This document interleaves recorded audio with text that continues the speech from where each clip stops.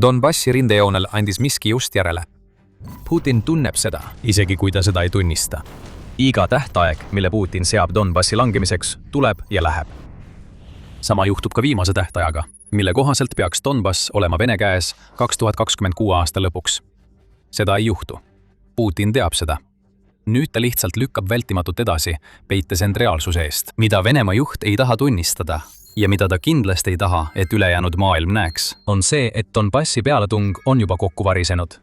2 pataljoni hävitatakse päevas. Venemaa armee ei ole taastumas. See on varemetes, vaevu püsti. Kõik, mida see sõjavägi nüüd teha suudab, on rünnakuid alustada, kuni see kõik muutub liiga raskeks ja paratamatu juhtub. Venemaa ebaõnnestub. See ei pidanud nii olema, kui Venemaa alustas. 2026 aastat arvas Putin, et tal on kõik trumbid käes. Tol ajal keskendusid rahuläbirääkimised endiselt Venemaa nõudmisele, et Ukraina loovutaks Donbassi. Venemaa jätkas ka kampaaniat Ukraina energiarajatiste vastu. See oli juba tekitanud tohutut kahju. Ja jaanuari lõpuks oli hävitatud 8,5 gigavatti Ukraina elektritootmisest, mis moodustas peaaegu poole kogu riigi võimsusest. Putini arvates oli lava piisavalt ettevalmistatud. 2026 aasta oleks see aasta, mil Donbassi piirkond lõpuks langes. Venemaa kavandas suurejoonelist kevad- ja suverünnakut, et see kindlasti juhtuks. Selle sihtmärkideks olid 4 linna, mis moodustavad Donetski kindlusvööndi. Konstantinivka, Družkivka, Kramatorsk ja Slovjansk. Ükshaaval langeksid need linnad. Ukraina sõdurid oleksid oma enda kurnatuse ja halvatud tagala ohvrid, mis takistas varustamist ja roteerimist. Kõigepealt langeks Konstantinivka, siis ülejäänud. Liigume edasi. 2026 aasta juuli lõppu ja tegelikkus on hoopis teistsugune, kui Putin ette kujutas. Need 4 kindluslinna seisavad endiselt. Tõsi, Venemaa väidab, et ta okupeerib Konstantinivkat. Putin ise tegi selle avalduse, kuid Ukraina kindralid lükkasid selle kohe ümber. Tegelikult õnnestus Venemaal vaid mõned sõdurid linna sisse saata, luues hallid tsoonid, kus kellelgi pole täielikku kontrolli.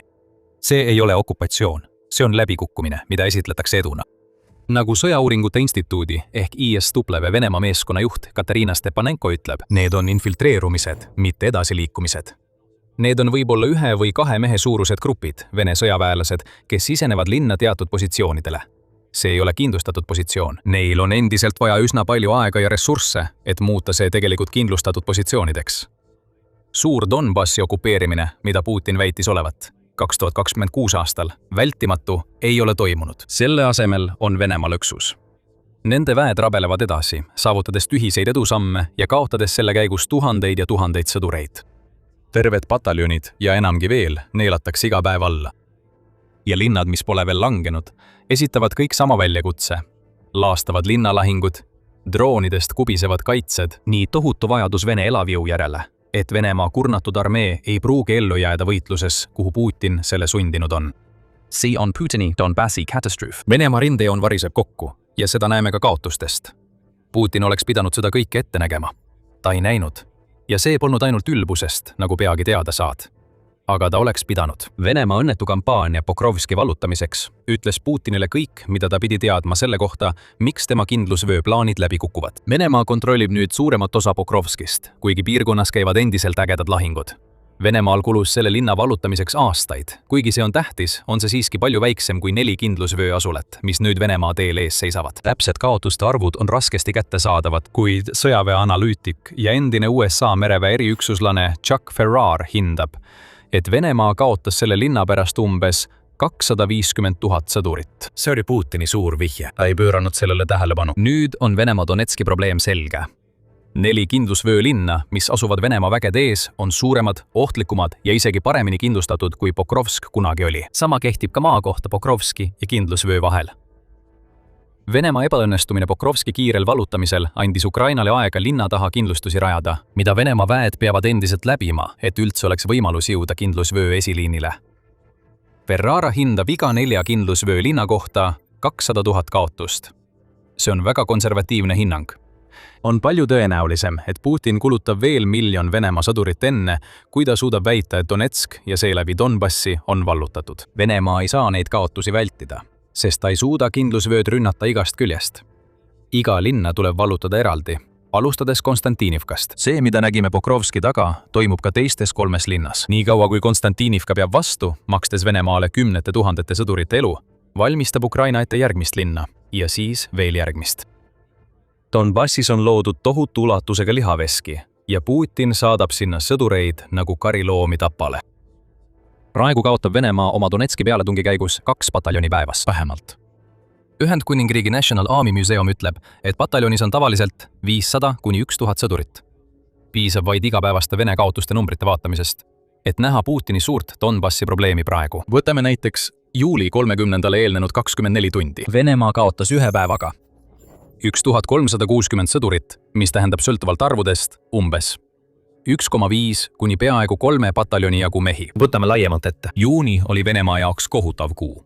2026 aasta rekordiline kaotuste poolest, kuna Ukraina põhjustas Venemaale kuu jooksul 39 490 kaotust. Kui jagada see arv 30-ga, saame keskmiselt 1316 kaotust päevas.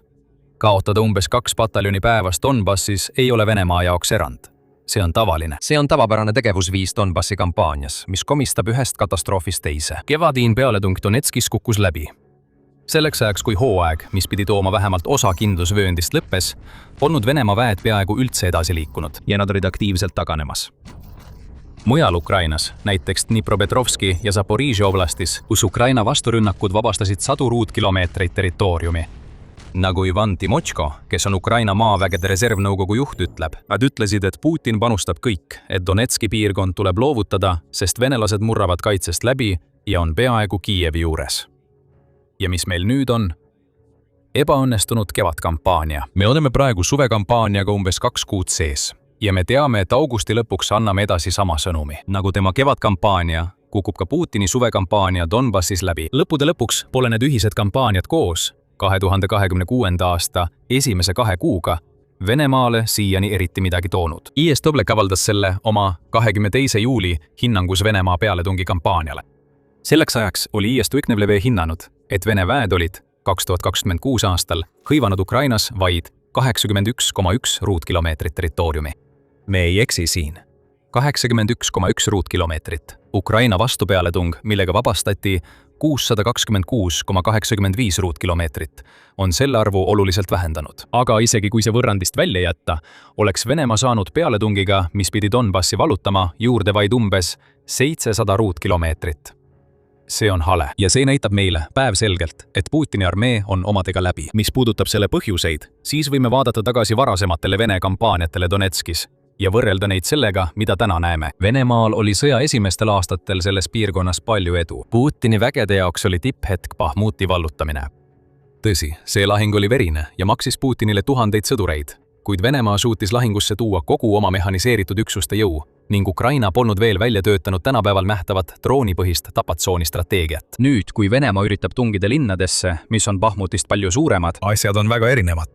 asi pole ainult FPV droonides, mis tapavad tuhandeid sõdureid, sageli enne, kui nad jõuavad rindele. Ukraina kampaania Venemaa logistika vastu lähitagalas, mida toetab uue põlvkonna keskmaa ründedroonide kasutamine, on tõsiselt mõjutanud Venemaa pealetungi Donetskile. Kui Putini väed ründasid Bahmutit ja isegi suurem osa kampaaniast Pokrovski vastu, ei pidanud sõdurid kütusekriisiga silmitsi seisma. Neil oli soomustehnika ja nad said seda kasutada koos sõidukitega, mis suutsid transportida vägesid ja varustust üle kogu rindejoone. Nüüd peab Venemaa toime tulema sellega, et tema 10 suurimat rafineerimistehast on kõik kahjustatud. Kusjuures Ferrar väidab, et nende rafineerimistehaste kogutoodang on vähenenud 65% võrra. Selline asi avaldab lahinguväljal tohutut mõju.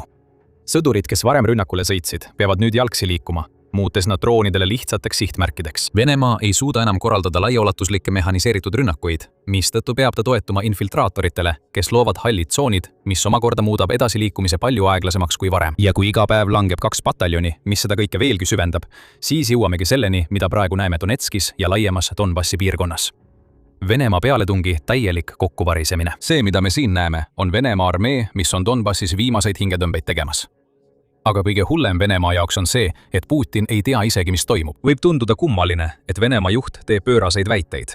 Näiteks ütleb, et Konstantinivka on vallutatud, kuigi neid väiteid saab hetkega ümber lükata. Aga Putinil on põhjus, miks ta neid väiteid esitab. Ja see ei seisne ainult vale jõu näitamises. Sa saad varsti teada, mis see põhjus on. Aga kõigepealt tuletan meelde, et sa vaatad sõjasaadet. See on just selline ülevaade, mida sa tahad näha.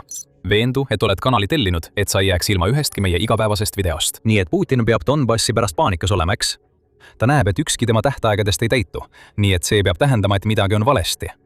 Ja võib-olla on Putin piisavalt teadlik, et mõista, et need asjad ei ole praegu Venemaa jaoks head. Siiski on väga suur tõenäosus, et tal pole tegelikult aimugi, kui halvasti tema Donbassi pealetung on läbi kukkunud. Miks?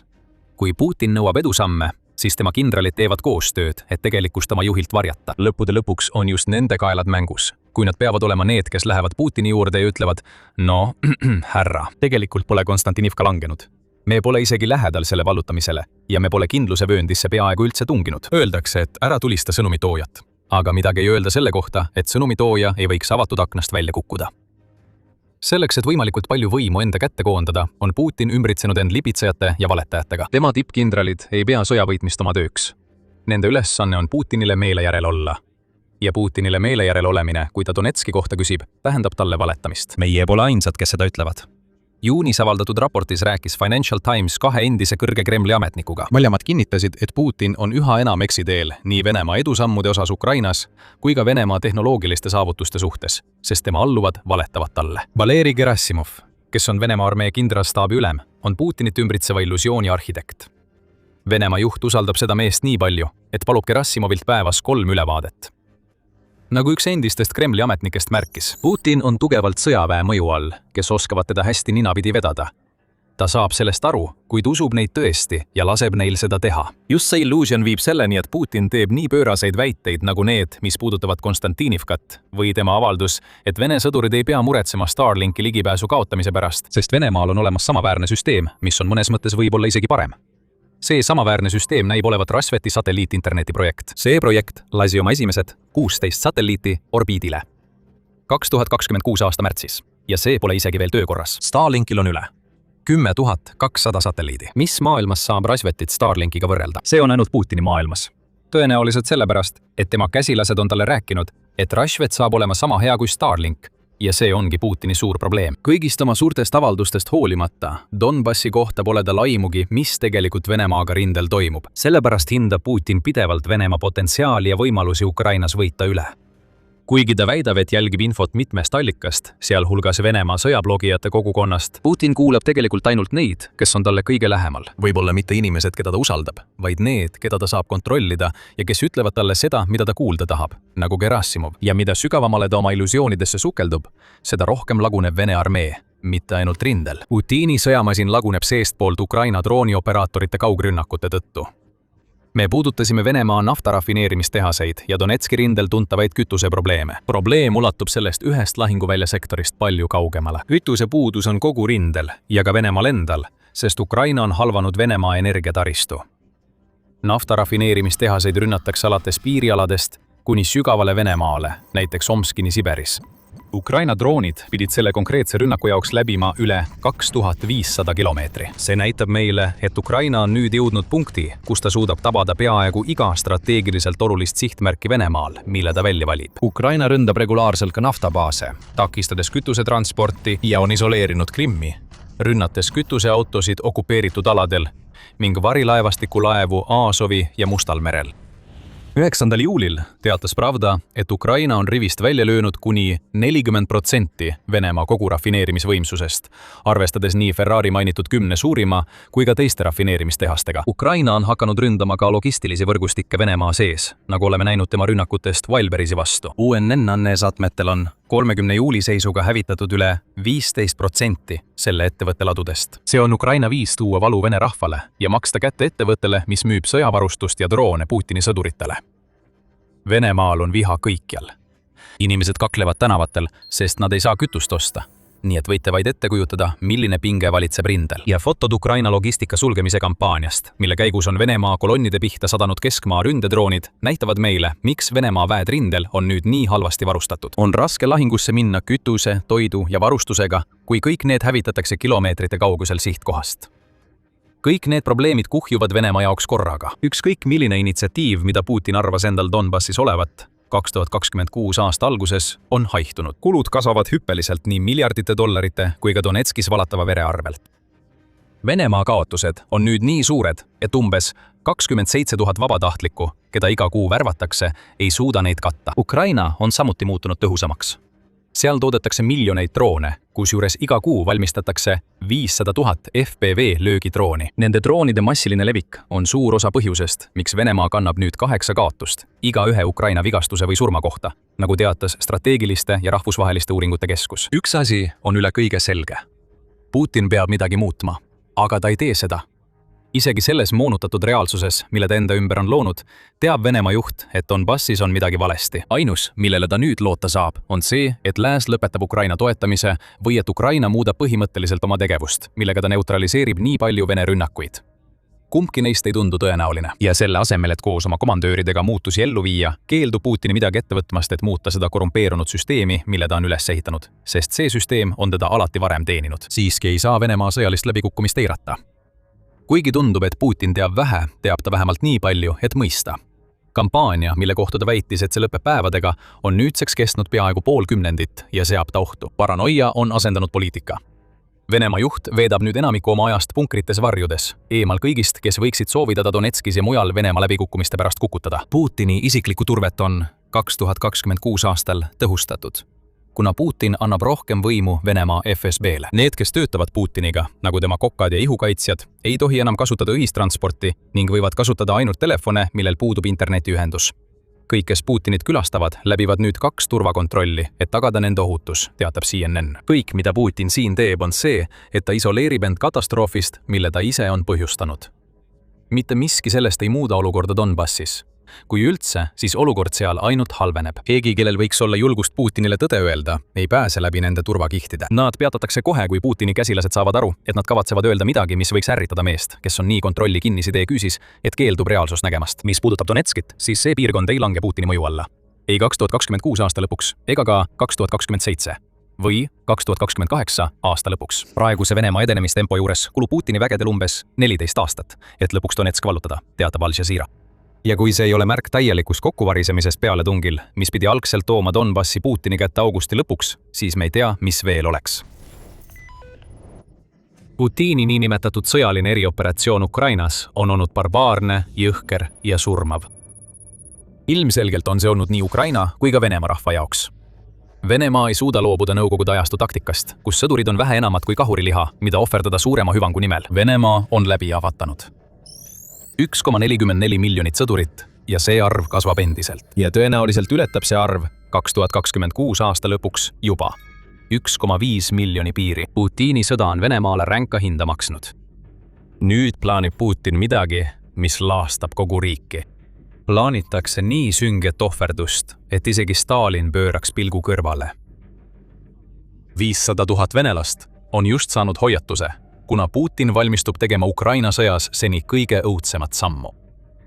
27. juulil andis Ukraina president Volodõmõr Zelenski hoiatuse, et Venemaa valmistub sundmobiliseerima kuni 500 000 sõdurit. Kõik selleks, et Putin saaks jätkata sõda, mis pole suutnud täita ühtegi eesmärki, mille ta 2022 aastal endale seadis. See on mobilisatsioon ulatuses, mida selles konfliktis pole veel nähtud. Putin valmistub oma rahvale ütlema, et nad peavad ohverdama veelgi rohkem kui seni, et tema nägemus allutatud Ukrainast teoks saaks. Zelenski hoiatab, et Putin ei ole valmis sõda lõpetama ning on astunud samme, et võimalikult salaja mobilisatsiooni läbi viia, vältimaks oma rahva viha. Ta teeb seda oktoobri alguses, kui me ei tekita talle probleeme logistika, relvade, bensiini, diisli osas ja kui meie partnerid ei kehtesta tema agressiooni eest täielikke sanktsioone, teatas Zelenski. See kuu on oluline.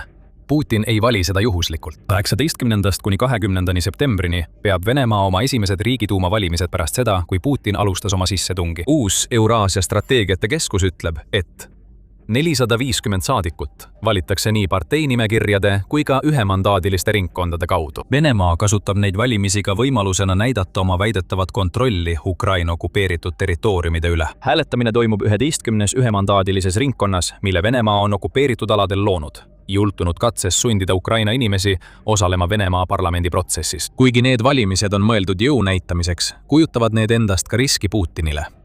Kuigi ta on alati tehniliselt olnud sõltumatu, Putinil on juba pikka aega olnud tihedad sidemed Ühtse Venemaa parteiga, mis on Venemaa valitsev erakond. Nendel eelseisvatel valimistel kampaaniat teeb see partei koos Putiniga avalikult esimest korda peaaegu 2 aastakümne jooksul, teatab Financial Times. Putin näitab selgelt, kelle poole ta kuulub ja ta soovib ühtsele Venemaale septembris parimat võimalikku tulemust. Mobilisatsiooni käivitamine valijate seas enne neid valimisi võiks Putini jaoks põhjustada poliitilise katastroofi. Seega ootab ta oktoobrini ja kui tal ja ühtsel Venemaal on see, mida nad tahavad, sunnib ta veelgi rohkem vastumeelseid venelasi droonidest kubisevale rindele Ukrainas. Putin on juba mõnda aega mobilisatsiooniks valmistunud. Juba 2026 aasta veebruarins teatas United24 Media, et 2025 aasta lõpus vastu võetud seadusandlus on andnud Venemaa kaitseministeeriumile võimaluse kasutada 2 miljoni mehe suurust reservarmeed. Väljaande sõnul on värbamiskeskustes reservväelastele kehtestatud mobilisatsioonikohustus. Selle uue seaduse võtmeküsimus on see, et see muudab viisi, kuidas Venemaa kasutab reservväelasi. Kremli väitel on alates sissetungi algusest Ukrainasse reservväelasi kasutatud ainult Venemaa sees olulise taristu kaitsmiseks. Kui tõsi see tegelikult on raske kindlaks teha, aga nüüd pole sellel enam tähtsust. 2025 aasta seadus avab ukse, et neid reservväelasi võib saata Ukrainasse, kui Putin otsustab, et see on vajalik. Mobilisatsiooni alus on loodud. Tänasesse päeva edasi liikudes toetavad Zelenski väiteid peatsest mobilisatsioonist ka muud sammud, mida astutakse. 27. juulil teatas Militarni, et Putin andis Venemaa kaitseministeeriumile juurdepääsu Venemaa tsiviilregistri andmetele sõjaväelise registreerimise eesmärgil. Jällegi üritab Kreml varjata, mida ta siin teeb. Väidetavalt tehti see samm selleks, et lihtsustada sõjaväelastele ja nende peredele toetuse osutamise protsessi. Venemaa tsiviilseisundi seaduse artiklit 13 on muudetud, mis võimaldab kaitseministeeriumil saada teavet tsiviilregistrist. Et kiiresti tagada ettenähtud sotsiaalsed garantiid ja hüvitised sõjaväelastele, veteranidele ja nende pereliikmetele, ütleb Militarni. Kuid selle taga peitub üks konks. Andmeid, millele ministeerium nüüd ligi pääseb, kasutatakse ka sõjaväelise arvelevõtu eesmärkidel. Teisisõnu on Kreml andnud kaitseministeeriumile ja Venemaa rahvuskaardile juurdepääsu tsiviilandmebaasile, mis sisuliselt võimaldab mõlemal reservväelasi üles leida enne sundmobiliseerimist. On veel märke, et Venemaal on tulemas uus mobilisatsioonilaine. Enne selle seaduse muudatuse jõustumist hakkasid Venemaa piirkondlikud võimud korraldama koolitusi, et valmistuda massiliseks mobilisatsiooniks. Esimene neist koolitustest salvestati Volgogradis, kuigi osalesid ka esindajad Rostovist, Kalmõkiast, Astrahanist ning okupeeritud Krinni, Luhanski ja Donetski piirkondadest. Nii et kui me otsime vihjeid selle kohta, kus Venemaa tõenäoliselt hakkab sõdureid mobiliseerima, need 7 piirkonda oleksid tõenäoliselt hea koht alustamiseks. Samuti teatas UA.news 27. juulil, et Venemaa rahvuskaart on teinud huvitava muudatuse oma tsiviilkaitse-eeskirjades. Need muudatused puudutavad Venemaa kaitset ohtude eest mobilisatsiooni, sõjaseisukorra ja sõja ajal. Teisisõnu, Venemaa rahvuskaart tagab, et tal oleksid olemas õiguslikuks struktuurid protestide ja teiste niinimetatud ohtude mahasurumiseks, mis võivad tekkida juhul, kui Putin otsustab sõdureid mobiliseerida. Tõendid kuhjuvad. Putin ei ole valmis seda välja kuulutama enne Riigiduuma valimisi, kuid on selgelt valmistumas mobilisatsiooniks, mida ta lubas kunagi mitte teha. Tegelikult aimab Kreml seda lubadust siiani. Vastuseks Zelenski väidetele on Venemaa Riigiduuma esindajad eitanud igasugust mobilisatsiooni ettevalmistamist. Nende seas on ka Riigiduuma kaitsekomisjoni juht Andrei Kartapolov, kes ütles: "Ma kuulsin, et Zelenski ütles selle kohta midagi, aga ma saan seda seletada ainult sellega, et ta ilmselt nädalavahetusel liialdas ning tema kujutvusvõime hakkas metsikult tööle." Kartapolov jätkas, väites, et Venemaa peamine viis sõjaväelaste täiendamiseks on ja jääb vabatahtlike värbamine, kes sõlmivad Vene sõjaväega lepinguid. Selle kohta, härra Kartapolov, juba see, et Venemaa tugineb vabatahtlike värbamisele, annab meile veel ühe märgi, et Zelenski on õigus ja mobilisatsioonilaine on tulemas. Vabatahtlike värbamine ei ole Venemaal 2026 aastal eriti hästi läinud. 4. mail teatas Pravda, et Venemaa oli juba 5. kuud järjest kaotanud Ukrainas rohkem sõdureid, kui suutis uusi värvata, et kaotusi korvata.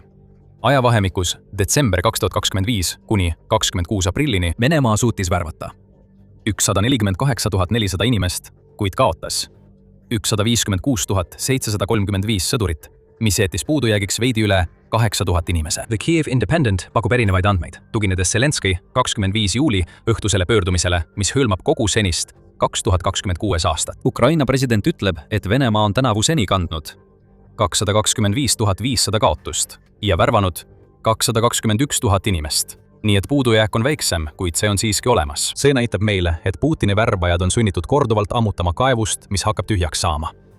Venemaa ei seisa veel silmitsi täieliku värbamiskriisiga, aga kui igakuised surmade arvud jätkavad tõusu, kusjuures juuni püstitas Ukrainas 2026 aastal rekordi 39 490 Vene kaotusega. Ainult selle kuu jooksul juba olemasolev probleem süveneb. Venemaal hakkab nappima inimesi, kes on valmis vastu võtma suuri väljamakseid selle eest, et surra Ukrainas, mis muudab Putini meeleheitlikuks. Nii meeleheitel, et ta on loonud kõik eeldused mobilisatsiooniks. See, mis järgneb, on peaaegu vältimatu. Teades, et Venemaa kaotused muutuvad üha talumatumaks, püüab Putin ammendada kõik talle kättesaadavad võimalused kuni oktoobrini. United24 meedia teatel surub Venemaa nüüd peale, et riiki saabuks 30 000 Põhja-Korea sõdurit ja uusi raketilaskeseadmeid samast riigist. Jällegi tuleb see teave Zelenskilt, kes väidab, et Venemaa on isegi Voroneži piirkonnas ette valmistanud rajatised saabuvate Põhja-Korea sõdurite majutamiseks. See on oht mitte ainult Ukrainale. Venemaa aitab Põhja-Koreal õppida sõjapidamist, täiustada oma relvi ja saada tõelist lahingukogemust. Kõik see on oht kõigile Aasias, kes jäävad Põhja-Korea rakettide ulatusse, ütles Zelenski. See võib küll olla oht, kuid see on ka märk sellest, et Venemaal hakkavad tagalapositsioonide jaoks omaenda sõdurid otsa saama. Sellistes rollides on teeninud reservväelased. Võib-olla on ilmunud veel üks märk sellest, et need reservid saadetakse rindele. Ajaleht Kiev Post lisab, et Venemaa on laiendanud värbamist ka vanglatest uue seaduseelnõuga, mis suurendab potentsiaalsete sõjaväkke kutsutavate inimeste hulka. Venemaa on nüüd nii meeleheitel, et on valmis lisama organiseeritud kuritegevusega ja riigisaladuste väärkasutamisega seotud süüdimõistetud isikud, nende mõrvarite, vägistajate ja narkomaanide hulka, keda ta on oma vanglatest Ukrainasse saatnud. Inimeste saatmine, kes on riigisaladusi väärkasutanud, tundub tark tegu. Kindlasti pole mingit võimalust, et Ukraina võiks need inimesed kinni püüda ja Venemaa vastu pöörata. Sellest ei piisa mitte millegi jaoks. 30 000 Põhja-Korea sõdurit on Venemaa jaoks umbes 1 kuu kaotuste jagu. Vanglatest värbamine on juba kasutusel olev taktika ja mõne uue tüüpi kurjategija lisamine nimekirja ei mõjuta Venemaa numbreid nii palju, kui Putin vajab. Ja vabatahtlike värbamise probleem tähendab, et Venemaa on olnud miinuses kogu 2026 aasta ja 2025 aasta viimastel kuudel. Mobilisatsioon peab toimuma varem või hiljem. Putin valmistub tegema midagi laastavat omaenda rahva suhtes. Aga kui laastav see saab olema? Ja kas see sunniviisiline ohverdus on piisav, et Venemaa eesmärgini viia ja vähemalt Donetski vallutamist võimaldada? Enne kui neile küsimustele vastame, tuletan meelde, et vaatate sõjasaadet. Kui sa pole veel tellinud ega teavitusi sisse lülitanud, siis nüüd on ideaalne aeg vajutada neid nuppe ja seejärel videole tagasi tulla. Venemaa eesootav mobilisatsioon avaldab 2 olulist mõju. See muudab olukorda rindel ja põhjustab Venemaal suuri probleeme. Mis puutub rindesse, siis Ukrainal pole illusioone. 500 000 sõduri lisandumine on halb uudis. Ukraina kogu strateegia selles sõjaetapis on sundida Vene vägesid ja varustust nii palju kaotama, et Putin oleks sunnitud rahuläbirääkimisi pidama, kuna kaotused on muutunud liiga rängaks. Seda näeme kõiges, mida Ukraina teeb. Ulatuslikud tapaväljad põhjustavad tohutul hulgal kaotusi. Löögid Venemaa sees kahjustavad Putini majandust ja tema sõjamasinat seestpoolt. Ja keskmaa droonidega rikub Ukraina Vene logistikat ja loob võimalusi vasturünnakuteks. Kui Venemaa saadab Ukrainasse 500 000 sõdurit, siis see strateegia ei kao kuhugi. Siiski muutub selle elluviimine palju raskemaks, sest Venemaa suudab täita rindel tekkinud lüngad, tugevdada kaitset ja paisata Ukraina kindlustuste vastu veelgi rohkem elavjõudu. Kui see töötab nii, nagu Putin loodab, võib see kiirendada Donetski kindlusvööndi linnade vallutamist. Siiski on Venemaal probleem ja seda probleemi selgitab Zelenski. 500 000 sõduri sundvärbamine kõlab Putinile paberil suurepäraselt. Kuid tekiksid suured operatiivsed probleemid, millest paljud on seotud infrastruktuuriga, mida Venemaal on vaja nende sundvärvatute tõhusaks kasutamiseks. Ta ei suuda neid inimesi kiiresti ette valmistada, ütleb Zelenski ja lisab, see tähendab taas, et ta saadab lahinguväljale halvasti ettevalmistatud inimesi, mis omakorda tähendab suuri kaotusi. Putin sunnib komandöre saatma rindele halvasti väljaõpetatud ja ettevalmistamata sõdureid.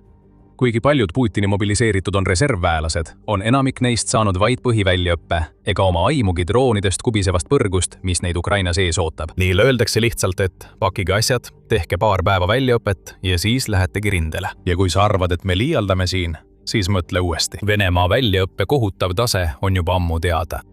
Juba 2025 aasta mais teatas Sõjauuringute Instituut, et Venemaa oli hakanud toetuma lihtsale ja rumalale taktikale, saates vaevu väljaõppinud värvatuid rünnakutel. Idee on lihtne. Need värvatud ei suuda rünnakul suurt midagi teha, kuid nad suudavad kuulirahe enda peale võtta ja sundida Ukrainat oma droone kulutama. Surres mängivad nad väikest rolli, aidates Venemaal omaenda verise kurnamissõja kaudu kindlustusi murda. Debris tõi endaga kaasa United24 meedia raporti, mis paljastas, et mõned Vene sõdurid saavad enne rindele saatmist vaid 5 päeva väljaõpet. Venemaa pakub sisuliselt vaid kiirkursust selle kohta, kuidas juba eos ohvriks langeda. Kui kuni 500 000 sõdurit tuleb ootamatult sõjaks ette valmistada, ei suuda riigi niigi ülekoormatud väljaõppekeskused sellega toime tulla. Mobiliseeritud võivad õnnelikud olla, kui nad saavadki need mõned päevad väljaõpet, mida praegu uutele värvatutele antakse. Putinile see muidugi korda ei lähe. Tema jaoks pole mobiliseeritud inimesed peaaegu et inimesedki. Nad on lihtsalt kahuriliha, keda ta saab kasutada Ukraina kaitselihamassiga murdmiseks. Surmad ja vigastused ei loe Putini jaoks midagi. Ega ka sõdurite ja nende perede ohvrid kodumaal. Ainus asi, mis Putini jaoks loeb, on see, et ta saab kasutada Venemaa rahvast oma pärandi kindlustamiseks ühena riigi suurtest sõjaaegsetest juhtidest. Aga Putin peaks hoolima ohvri mõjust, mida ta nõuab. Kuigi mobilisatsioonil on rindel suur mõju, võib selle mõju Venemaale endal olla piisav, et lõpetada Putini valitsemine. Viime teid tagasi 2022 aasta septembrisse. Pärast seda, kui sõjaline erioperatsioon ei suutnud Ukrainat nii kiiresti kukutada, nagu Putin väitis, oli Venemaal tõsine probleem. Ukraina võitles kõvasti vastu. Sissetungile saadetud sõduritest ei piisanud, mis tähendas, et Vene sõjavägi vajas uusi vägesid. Osaline mobilisatsioon oli lahendus, millele Putin jõudis. Teatati, et Venemaa aktiveeris selle osalise mobilisatsiooni käigus 300 000 reservväelast. Ning paljud probleemid, mida Zelenski teise laine puhul ette nägi, saidki teoks. Kõigi nende tuvastamine, väljaõpetamine ja hindamine, kes pidid Ukrainasse sisenema, võttis igavikku, sest protsessi pidurdas bürokraatlikud takistused, mida Venemaa on hiljem püüdnud oma uute seadustega vähendada. Siiski oli Putini jaoks palju muret tekitavam venelaste reaktsioon. See mobilisatsiooni esimene laine toimus ajal, mil toetus Ukraina sissetungile ja Putinile oli veel üsna kõrge. Ja isegi siis, 2022. aasta september tõi kaasa protestid üle kogu Venemaa ning ajakirja Newsweek andmetel põgenes 10 000 venelasi oma riigist, et vältida sõjaväeteenistust. Nüüd oleme siin, peaaegu 4 aastat hiljem, ja Putin näib plaanivat teha sama asja uuesti, ainult veelgi suuremas ulatuses. Ainult, et ta teeb neid plaane ajal, mil Venemaal väheneb sõjasoov koos tema enda populaarsusega. Putini rahvas on praegu Ukraina sõjaolukorra pärast pettunud ja me näeme nende pettumust küsitlustes. 1. juuli raportis. TVP World teatas, et Ukraina konfliktoloogia ja Venemaa Analüüsi Instituudi läbiviidud küsitlus näitas, et 81% venelastest soovib Ukraina sõja kohest lõpetamist. Sama küsitlus näitas ka, et 1600 küsitletust 73% on teise mobilisatsioonilaine vastu. Putini toetusreitingud on samuti languses. 20. juulil teatas United24 Media Venemaa avaliku arvamuse uurimiskeskuse viimastest küsitlustulemustest. See keskus, mis on Kremliga seotud ja teeb kõik, et Putini numbreid ilustada, leidis, et vaid 65,1% venelastest kiidab Putini tegevuse heaks. See on 2026. aasta madalaim tase ja näitab, et venelased on sõjast väsimas. Kuigi 65,1% võib tunduda kõrge, tasub meeles pidada, et see number pärineb küsitlusorganisatsioonilt, mida sisuliselt kontrollib Kreml. Ja paljud Venemaal kõhklevad oma rahulolematust avaldamast, kartes, et neid võib külastada Venemaa salapolitsei. Iga teise maailma liidri jaoks oleks 65,1% toetus väga hea. Putini jaoks, kes on diktaator ja juhib politseiriiki, on see tohutu märk sellest, et ta on muutunud ebapopulaarseks. Just sellesse püssirohutünni plaanib Putin visata süüdatud tikku uue mobilisatsioonivooruga. Venemaa majandus on juba kokku varisemas, kuna riigi eelarve puudujääk on jõudnud peaaegu 77 miljardi dollarini, sundides Kremlit küsima keskpangalt laene, et katta Putini hullumeelse sõja kulutusi. Riigi tööjõupuudus on jõudnud ajaloolisele tasemele, teatas United24 Media 5. juunil, mis muudab välisinvesteeringute meelitamise keeruliseks, kuna puudub garantii, et Venemaa suudab pakkuda ettevõtetele vajalikke töötajaid. Ja nüüd tahab Putin lihtsalt kuni 500 000 inimest Venemaalt välja viia, et saata nad Ukrainasse. See oleks Venemaa jaoks liiga suur ohverdus ja see samm on määratud Putini enda vastu pöörduma. On põhjus, miks rahvuskaardi seadusi ümber tehakse ja korraldatakse väljaõppeid, et tagada Venemaa regioonide valmisolek mobilisatsiooniks. Ükski neist ei ole otseselt seotud mobilisatsiooniprotsessiga. Putin ja tema käsilased teavad, et mobilisatsioon toob kaasa protestilained, Vene reservväelaste lahkumise ning rahulolematuse uue taseme, mis ületab kaugelt septembris nähtut. Venemaa rahvas on juba väsinud Putini sõjast. Nad on väsinud pereliikmete surmast ja kahjustatud majanduse talumisest, halvatud kütusevarustusliinidest ja pidevatest Ukraina droonirünnakutest, mille eest Putin näib neid kaitsta võimetu olevat. Mobilisatsioon oleks Putini jaoks poliitiline enesetapp ja selle tegemise edasilükkamine pärast Riigiduuma valimisi ei muuda seda fakti. Aga võib-olla mõtleb Putin, et kui juba alustatud, siis võib lõpuni välja minna. 2026 aastal on näha olnud Ukraina esiletõusu kauglöögijõuna. Rekordarv droone on saadetud Venemaale ja okupeeritud aladele, mis on viinud rekordarvu sihtmärkide tabamiseni. Kui aasta lõppeks siin, oleks Ukraina juba nautinud hämmastavat aastat 2026. Aga Ukrainal on veelgi rohkem plaanis. Palju rohkemgi veel. See plaan on karm. See on rohkem kui ambitsioonikas, aga kui Ukraina suudab selle ellu viia, siis saab see olema tohutu. Nimekiri on koostatud. Ukraina töö käib juba. Mis Venemaad nüüd ees ootab, on süvalöögikampaania järgmine arenguetapp, mis on juba Putini meeleheitesse viinud. 26. juulil tegi Ukraina president Volodõmõr Zelenski suure teadaande. Pärast kohtumist Ukraina kõrgeimate sõjaväejuhtidega koostati uus prioriteetsete sihtmärkide nimekiri. See nimekiri on koostatud selleks, et jätkata Ukraina senise süvalöögikampaania edu ning rünnata sihtmärke, mida Venemaa kindlasti kaotada ei taha ja mida veel mõned kuud tagasi polnudki võimalik rünnata. Zelenski sõnul on Ukraina droonide pidevalt laienev tegevusraadius teinud selle nimekirja koostamise võimalikuks. Sama oluline on ka see, et Venemaa õhutõrje pole suutnud droone peatada kohtades, kuhu kuuluvad Venemaa naftatöötlemistehaste võrgustik ning paljud sõjaväe- ja lennubaasid, kus Ukraina kaugmaaraketid on juba sihtmärke tabanud. Täna leppisime kokku, et jätkame oma operatsioone ja uuendasime prioriteetsete sihtmärkide nimekirja. Vastavalt sellele, millist tegelikku mõju see avaldab Venemaale ja tema võimele seda sõda jätkata ja pikendada, teatas Zelenski, lisades. Peamine eesmärk on see, et meie kaugmaa surve surub Venemaad veelgi enam diplomaatia poole. Relvade, komponentide, nafta ja muude majanduslike kahjude tootmise raskendamisega ning selle sõja kodusadamasse tagasi toomisega. Nii et Ukrainal on kahekordne eesmärk tuua sõda tagasi Venemaa ukse ette ja survestada Putinit rahuläbirääkimistele. Varsti uurime, kui realistlikud need eesmärgid tegelikult on. Mis puudutab seda nimekirja, siis selle on koostanud mitte ainult Zelenski, vaid ka Ukraina relvajõudude uus ülemjuhataja Mihhailo Drapatšoi, kindralstaabi ülem Ihor Skobek ning ajutine kaitseminister Jevgeni Kamara. Drapatšoi panus sellesse nimekirja võib olla kõige huvitavam. Alles 22. juulil Ukraina uueks ülemjuhatajaks nimetatud ja ametist lahkuva Oleksandr Sõrski asemel asunud, on tal kindlasti palju ideid selle kohta, mida Ukraina võiks rünnata, et Venemaad rindel nõrgestada ja Putinit kodumaal rohkem survestada. See on Drapatšoi esimene võimalus näidata, mida tal pakkuda on. Aeg näitab, kas prioriteetsed sihtmärgid, mille nimetamisel ta kaasa aitas, muudavad Ukraina jaoks midagi. Rääkides nendest sihtmärkidest, on suurim küsimus praegu ka kõige ilmsem. Mida Ukraina plaanib rünnata? Siin muutub asi veidi segaseks. Zelenski ja tema kaaslased pole avalikustanud, mis nimekirjas on. See ei tohiks olla üllatus. Kui Ukrainal oleks plaanis öelda Venemaale, millist sihtmärki nad ründavad, annaks see Kremlile võimaluse paigutada sinna võimalikult palju õhutõrjesüsteeme. Võiks väita, et Ukrainal oli siin võimalus avaldada võltsnimekiri, sundides Venemaad saatma õhutõrjesüsteemid eemale tegelikest sihtmärkidest. Aga võib-olla Ukraina arvab, et see oleks liiga riskantne käik ja parem on kõik saladuses hoida, kuni droonid lendavad ja tulekahjud algavad. Siiski võib meil olla mõningaid vihjeid selle kohta, mida Ukraina soovib tabada, lähtudes sellest, mida ta on juba aastal 2026 rünnanud. Sellel aastal on Ukraina käivitanud ulatusliku süvarünnakute strateegia, mille tulemusena on sihikule võetud naftatöötlemistehased ja energiataristu, sõjatehased, õhutõrjesüsteemid ja logistikaselmed ning isegi okupeeritud Krimmi elektrivõrk, mida pidevalt ründavad kaugmaadroonid.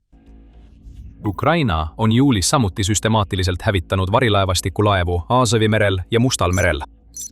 Kokku on 22. juuli seisuga tabatud 192 alust. Ja loomulikult on seal metsik Wildberries. Venemaa Amazoni versioon on vastu pidanud tõelisele löökide tormile, mis on hävitanud umbes 10% ettevõtte ladudest ja kaubavarudest. Newsweeki 27. juuli raporti kohaselt ainuüksi nende löökide tekitatud kahju võib ulatuda miljarditesse dollaritesse. Ja just seda Ukraina veega rohkem soovibki, et Venemaale tekitatakse võimalikult palju majanduslikku kahju. Seda silmas pidades võime eeldada, et vähemalt mõnel prioriteetsel sihtmärgil on majanduslik komponent. Veel rohkem Wildberriesi rajatisi võib tule alla sattuda. Lõppude lõpuks on ettevõtte logistilisest võrgustikust veel 90% alles jäänud, mis tähendab veel miljardeid dollareid kahju, kuna tegemist on ettevõttega, mida rünnatakse sellepärast, et ta müüb sõjaväevarustust, droone ja komponente, mida kasutavad Vene sõdurid. Võime ka kihla vedada, et nimekirjas on veel rohkem naftatöötlemistehaseid. 25. juulil tabas Ukraina Tšumeni naftatöötlemistehast, mis asub umbes 2000 kilomeetri kaugusel rindest. Siin näeme, kui muljetavaldava kauguse suudavad Ukraina droonid nüüd läbida. See tähendab, et rafineerimistehased, mida varem ei olnud võimalik rünnata, võivad nüüd olla prioriteetsed sihtmärgid. Pea seda ulatust meeles. Tuleme selle juurde tagasi. väljaande Kyiv Independent raport Zelenski uuest nimekirjast annab ka rohkem vihjeid selle kohta, mida Ukraina võib sihtida. Strateegiline sügavus, mis on pikka aega olnud Venemaa eelis, muutub nüüd Venemaa poliitilise ja sõjalise juhtkonna jaoks eriliseks probleemiks. Kuna enamik Venemaa õhutõrjesüsteeme on koondatud Moskva ümbrusesse, valitsuse residentside, Krimmi silla ja Peterburi ümbrusse, teatab väljaanne.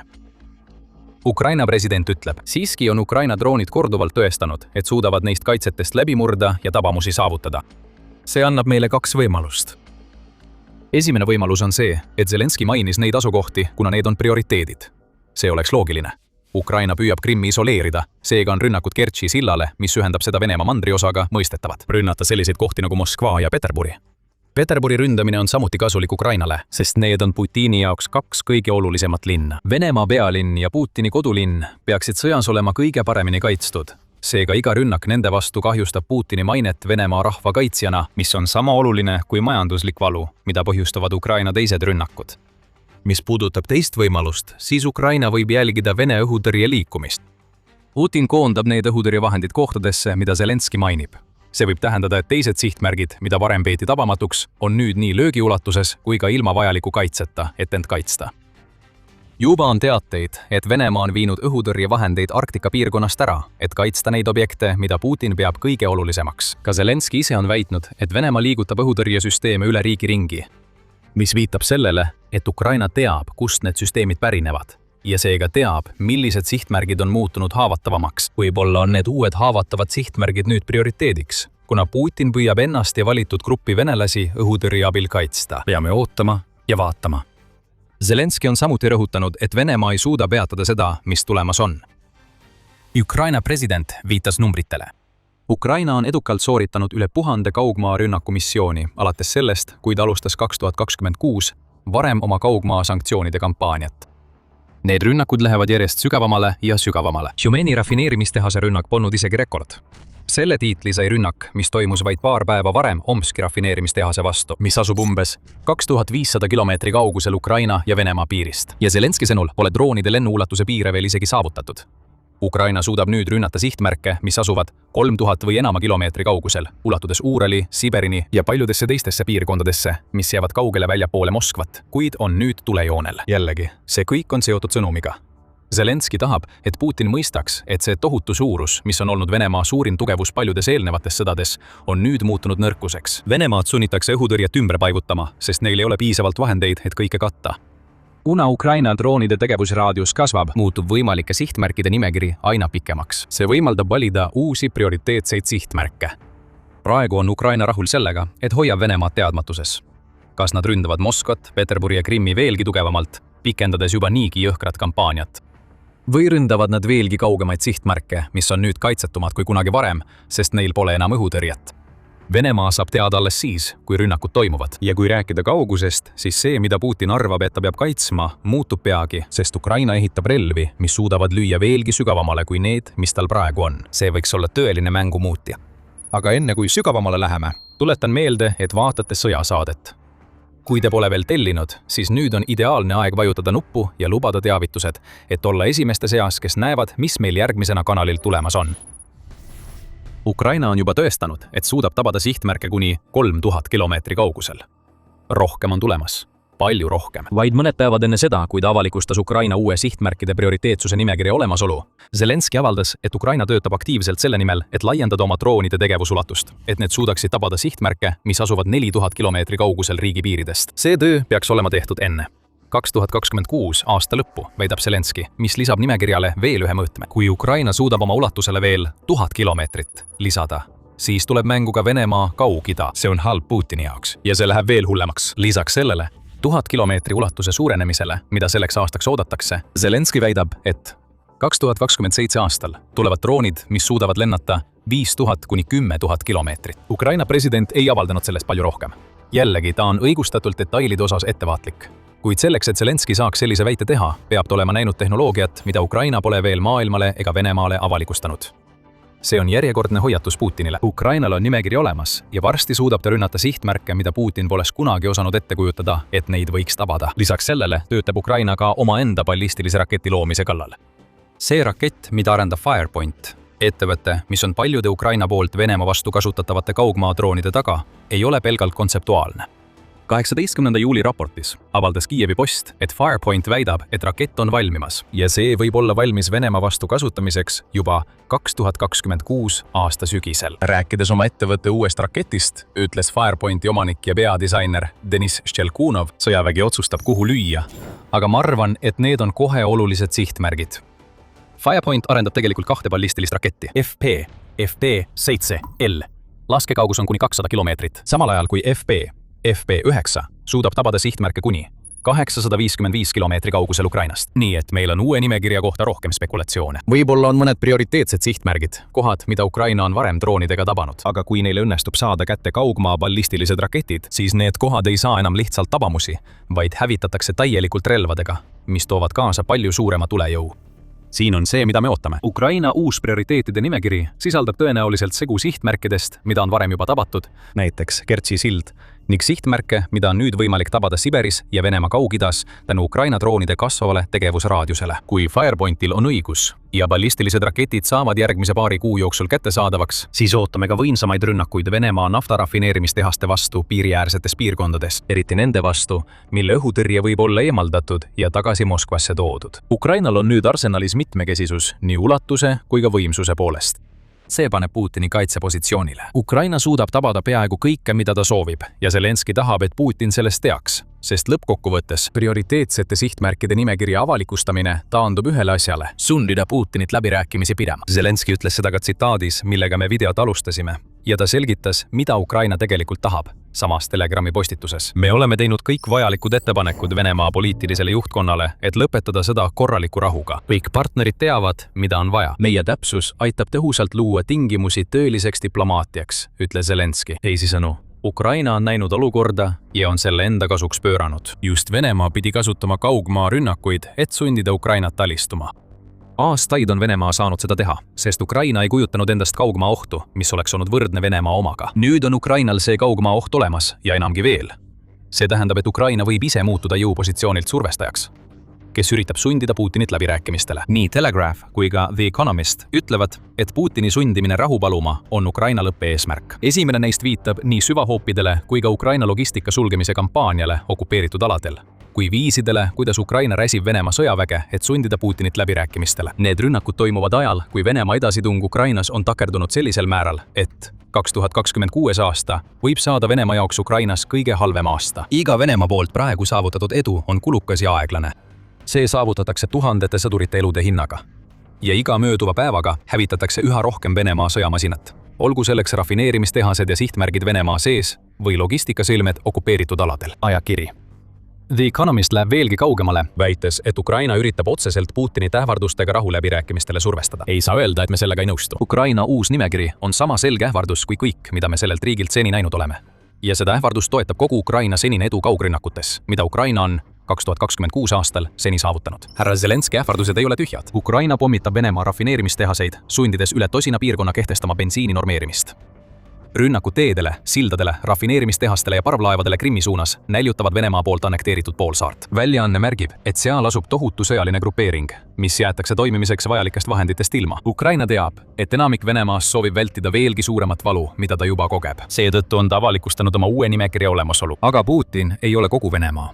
Ja see võib lõpuks osutuda probleemiks. Ukraina strateegia sundida Putinit läbirääkimistele ei pruugi töötada lihtsalt seetõttu, et Putin kaevas end Ukraina sissetungiga nii sügavale auku, et ta teab, et kui ta mingilgi moel järele annab, jääb ta sinna auku lõplikult kinni. Me näeme Venemaa hiljutisest retoorikast rahuläbirääkimiste kohta. Juuli alguses teatas Financial Times, et Putinile lähedased allikad on avaldanud, et ta ei kavatse tõenäoliselt pidada ühtegi sisulist rahuläbirääkimist enne vähemalt veebruari 2027.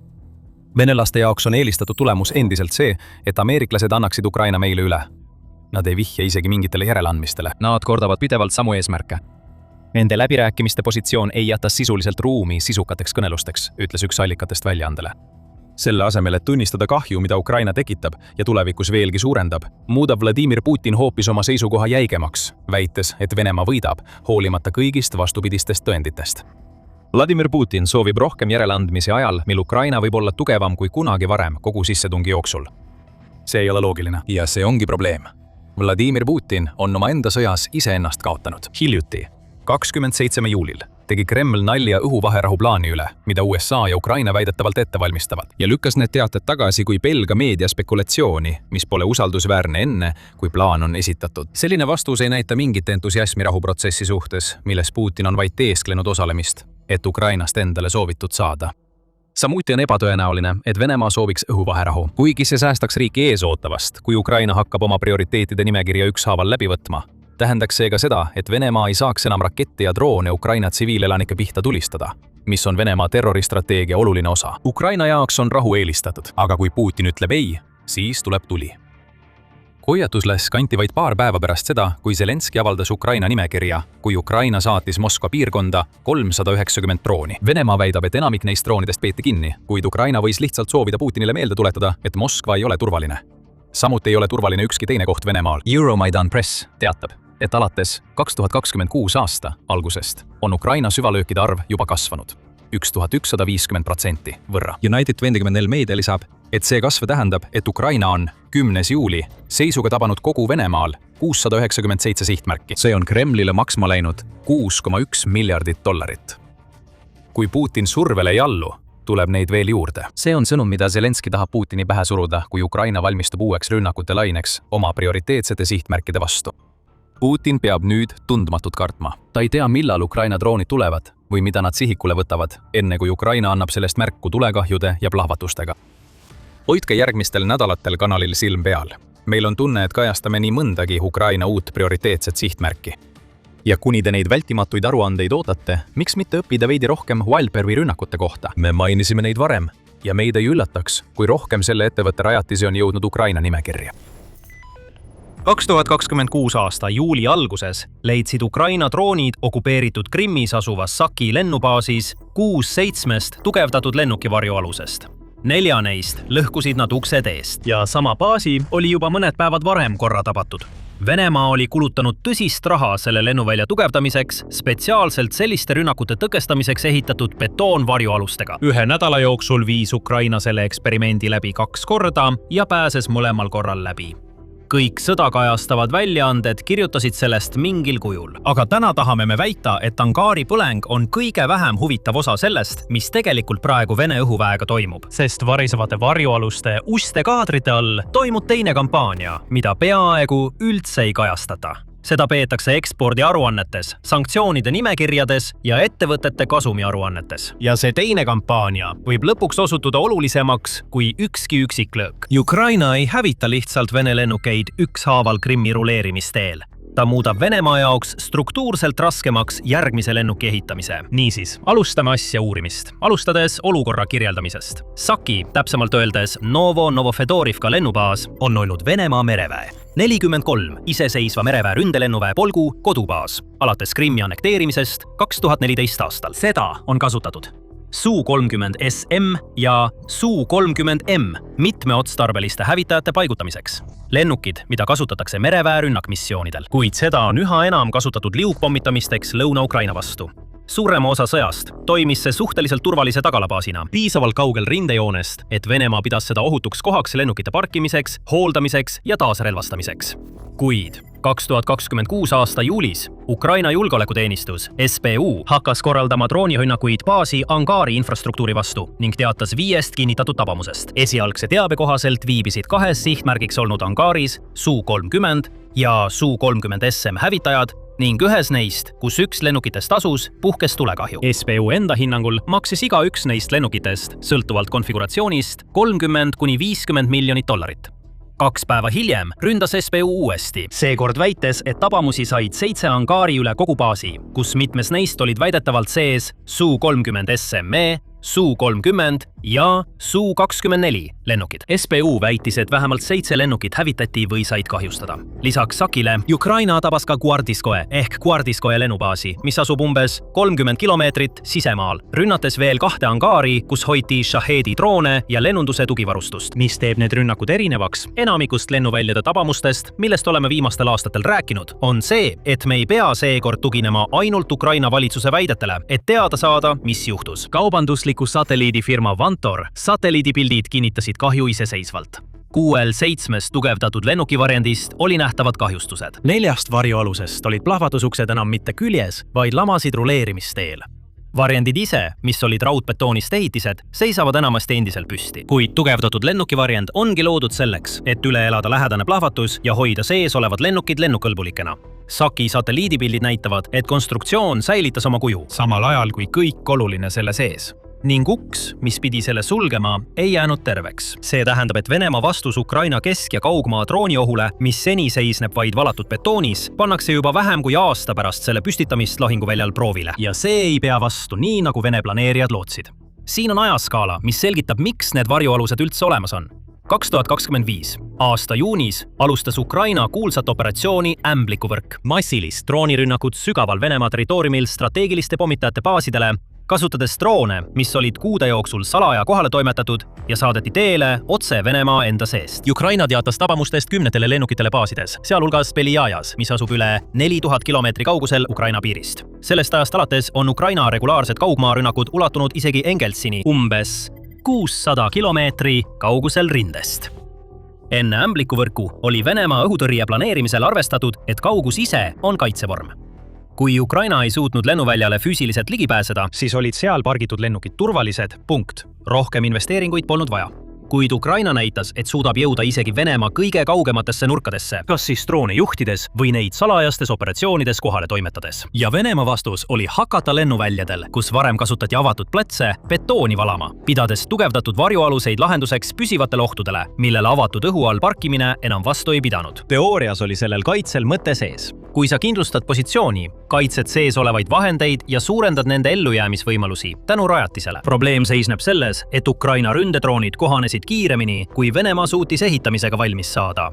Rünnakud näitavad, et Ukraina uuemad droonisüsteemid vähendavad just seda kaitset, mida need varjualused pidid pakkuma. Ja 6-7 varjualusest, mis said 1 nädala jooksul ühel baasil kahjustada, on just selline tõend, mis seda väidet toetab. Nii lahendas Venemaa ühe probleemi. Avatud lennuväljadel olevad lennukid olid kaitseta ja tekitas sellega uue probleemi. Nimelt kallid, silmatorkavad ja statsionaarsed rajatised, mille asukohta Ukraina nüüd täpselt teab ning oskab seespoolt õhku lasta. Et mõista, miks see on oluline, peale lennukikerede enda väärtuse, peame rääkima, mis asi angaar tegelikult on, sest enamik nende rünnakute kajastusi käsitleb seda lugu lihtsalt kui hävitatud lennukite arvu ja see alahindab seda, mida tegelikult rünnatakse.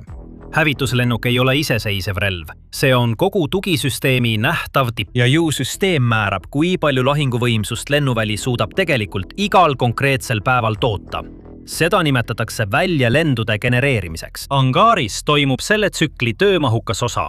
Mootoreid kontrollitakse, avioonikat testitakse ja kalibreeritakse, relvi paigaldatakse rippsõlmedele. Kõik see sõltub väljaõppinud mehaanikutest, varuosade laovarudest, maapealsest tugitehnikast, kütusetorudest, diagnostikaseadmetest ja hooldusdokumentatsioonist. Ja kõik see peab asuma ühes füüsilises kohas, et seda saaks tegelikele lennukitele rakendada. Ja aastal 2026 võib droon sinna jõuda. Ukraina ei pea panema $50 miljoni suurust Su-30 SM-i maa peale, et vähendada selle lennuki panust sõtta. Piisab sellest, kui muuta selle lennubaasi väljalendude tsükkel aeglasemaks ja kallimaks ja vähem usaldusväärseks kui eelmisel nädalal. Kui hooldusala ja remondiboksi kahjustada, hävitades maapealse tugivarustuse, jääb täiesti lennukõlbulik lennuk jõude, sest keegi ei saa seda korralikult relvastada ega tankida. Kui radar või õhutõrje ümber lennuvälja rivist välja lüüa ja järgmine droonirünnak jõuab kohale väiksema vastupanuga kui eelmine. Lennuk, mida ei saa väljalennule saata, on sel päeval Venemaale täpselt sama kasulik kui lennuk, mida pole olemas. Just sellepärast ründabki Ukraina ikka ja jälle seda sama väikest hulka lennuvälju Krimmis, selle asemel, et kusagil mujal suuremat ühekordset hävituste arvu taga ajada. Ukraina teab, kust tuleb enamik Venemaa liukpommirünnakutest. Seega ründab ta neid täpselt selleks, et vähendada Venemaa ründevõimet igal konkreetsel päeval. Kuid selle taga, miks Ukraina ründab korraga nii paljusid erinevaid sihtmärke, on laiem operatiivne loogika. See on kontseptsioon nimega paralleeloperatsioonid ja see pärineb otse USA õhujõudude doktriinist, mis oli sama loogika, mis toetas koalitsiooni õhurünnakuid Iraagi vastu. Idee on lihtne. Järjestikune kampaania ründab üht sihtmärki, ootab, hindab tekitatud kahju ja liigub siis järgmise sihtmärgi juurde. Aga paralleelne kampaania ründab korraga paljusid vaenlase süsteemi osi, sealhulgas lennuvälju, kütusehoidlaid, radarijaamu, õhutõrjepatareisid, raudteesõlmi, laskemoonaladusid, hooldusrajatisi ja juhtimisinfrastruktuuri kõik ühes ja samas ajavahemikus. Või nii samaaegselt, kui ründevõimekus võimaldab. Eesmärk on siin see, mida nimetatakse süsteemseks šokiks. Kui vastane peab reageerima probleemidele, mis ilmnevad kõikjal korraga, ei saa ta koondada oma remondi- ja kaitseressursse ühelegi neist. Otsuseid tehakse puuduliku info põhjal. Ressursid tõmmatakse üle kogu riigi konkureerivatesse suundadesse. Kogu süsteem hakkab töötama aeglasemalt ja halvemini, kõikjal ja korraga. Ukraina kasutab seda taktikat droonide, rakettide ja erioperatsioonide sabotaažiga, kuid ilmselgelt mitte USA õhujõudude ulatuses. Siiski on aluseks olev loogika identne. Saki saab 1 nädala jooksul 2 korda pihta. Siis saab Guadalupe pihta samal ööl, kui toimub teine rünnak. Samal ajal põlevad Venemaa rafineerimistehased mõne nädala jooksul. Venemaa ei saa koondada oma õhutõrjet ega remondimeeskondi ühe konkreetse probleemi lahendamiseks, sest samal ajal on liiga palju erinevaid probleeme, mis kõik võistlevad piiratud arvu inseneride, varuosade ja õhutõrjepatareide pärast. Pool, kes sunnib vastase pidevasse reageerimisrežiimi, jäädes ise juhtpositsioonile, kipub aja jooksul kurnamissõjas võitma, isegi kui üksikuid lahinguid otsustavalt ei võideta. Nüüd peame siit natuke kaugemale vaatama, sest lennuväljade rünnakud on vaid pool pildist. Samal ajal kui Ukraina droonid on Krimmis angaare purustanud, teine ja vaiksem kampaania on vähendanud Venemaa võimet kaotatut asendada. Seda kampaaniat viivad peaaegu täielikult läbi lääne ekspordikontrolli režiimid, sanktsioneeritud tarneahelad ja Venemaa enda kaitsetööstuse aritmeetika.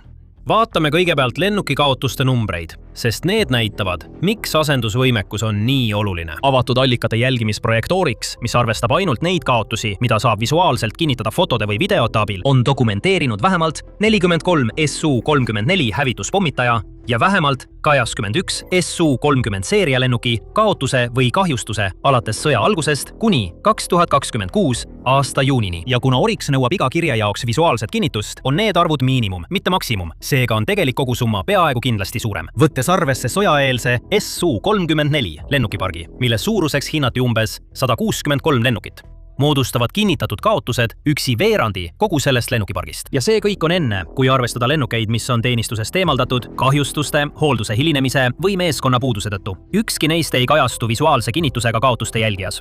2026 aasta juuniks Venemaa kinnitatud lennukikaotuste koguarv kõigi lennukitüüpide lõikes oli umbes 185. Laiemad arvestused, mis hõlmavad kõiki lahingulennukite tüüpe, ulatuvad vähemalt 2-kordseks, kui arvestada ka koptereid ja teiseseid kaotusi. Tegelikult juba 2024 aastal Rand hindas, et Venemaa õhujõud olid kiirenenud, kulumise tõttu langenud juba umbes 75%-ni oma sõjaeelsest tugevusest ja lennukid olid jõudmas oma kasutuse lõpule ja kaotused pole sellest ajast alates lakanud kuhjumast. Sellisesse olukorda peaks Venemaa lennundustööstus kaotusi asendama ja just siin lähevad asjad Moskva jaoks tõeliselt halvaks. Aga enne kui edasi läheme, veendu, et oled sõjasaate kanalile tellitud. Me jälgime nii hiljutisi sündmusi, kui pakume pikaajalist ja ajaloolist analüüsi, mis näitab täpselt, kuidas sõda mõlemal poolel kulgeb. Tagasi Venemaa probleemide juurde. Alustame VVS-i kroonjuveelist programmist Su-57. Felonist, 5. põlvkonna stealth-hävitajast, mis on olnud arenduses peaaegu 2 aastakümmet ja pidi olema otsene vastus F-35-le. 2023 aastal tarnis Venemaa ühtne lennukikorporatsioon UAC teatavasti 11 Su-57 hävitajat õhu- ja kosmosejõududele ja selle tegevjuht lubas avalikult tootmist edaspidi 2-kordistada. Selle asemel liikusid tarned vastupidises suunas. 2024 aastal oli kõige kinnitatum hinnang, et tarniti 5 lennukit eesmärgiks seatud 22 asemel ja UAC lõpetas kogu. 2025 aasta ilma ühegi ametlikult kinnitatud uue Su-57 tarneta Venemaa õhu- ja kosmosejõududele. Analüütikud märkasid 2025 aasta kevadel pilte, mis viitasid 2 lennukile, sabanumbritega punane 25 ja punane 26. Aga isegi see oli spekulatiivne, sest Rostek ei teatanud sellest kunagi ametlikult, mis on iseenesest kõnekas. Kaitsetööstusettevõte, kes on oma tootmismahu kasvus kindel, avaldab numbreid, ajakavasid ja tuvastatavaid partiisid. Venemaa Su-57 programm on selle asemel jäänud vaikseks, avaldades vaid katkendeid ja lastes spekulatsioonidel vaikust täita.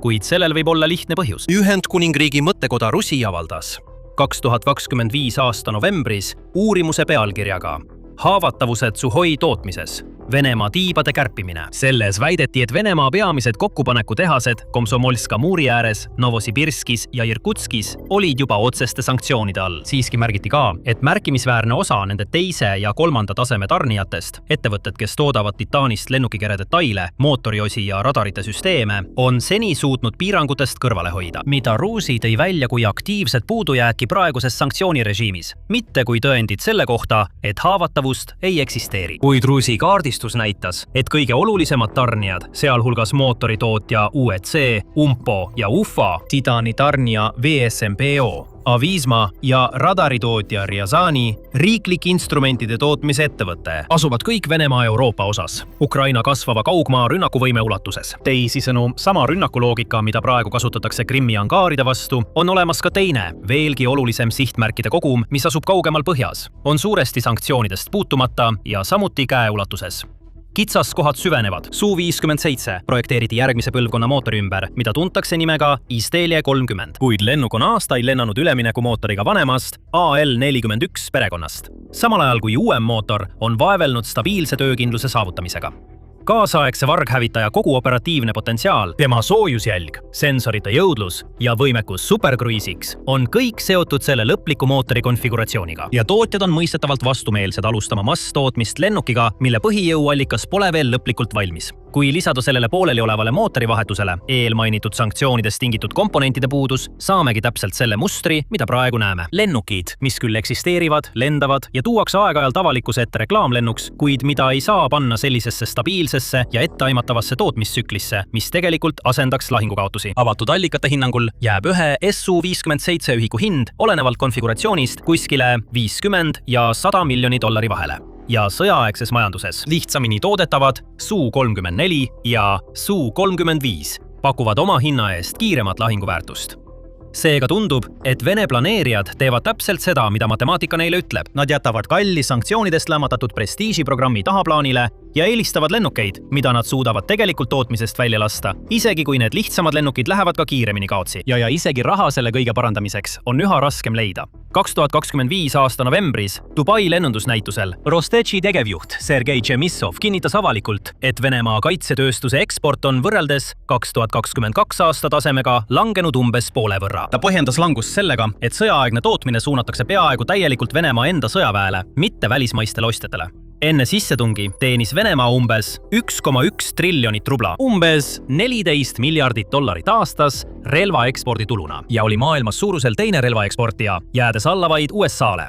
Jamestown Foundationi sõltumatu analüüs viitas, et tegelik kokkuvarisemine on isegi järsem, kui Chemisovi enda hinnang seda näitab. Hinnates, et ainuüksi aastatel 2021-2024 on ekspordimaht langenud 92%. Aruanne viitab sõjaaegse tootmise ümberkorraldamise, sanktsioonide, inflatsiooni ja välisostjate kombinatsioonile, sealhulgas traditsiooniliselt usaldusväärsed kliendid nagu India, kes pöörduvad aktiivselt teiste tarnijate poole. Ja Stockholmi rahvusvahelise rahu-uuringute instituudi SIPRI andmetel on Venemaa üldine osakaal maailma relvaekspordi turul 5 aastaga langenud 21%-lt veidi alla 7%. See on enneolematu kokkuvarisemine riigi jaoks, mis veetis aastakümneid maailma 3 suurima relvaeksportööri seas ja mis on rajanud märkimisväärse diplomaatilise mõju globaalses lõunas, eriti just nende relvasuhete kaudu. Kuid see pole enam ainult ekspordilugu, sest see kajastub juba ka finantsnäitajates. 2026 aasta juulis Rostec avalikustas, et nende puhaskasum langes 2025 aastal 42%,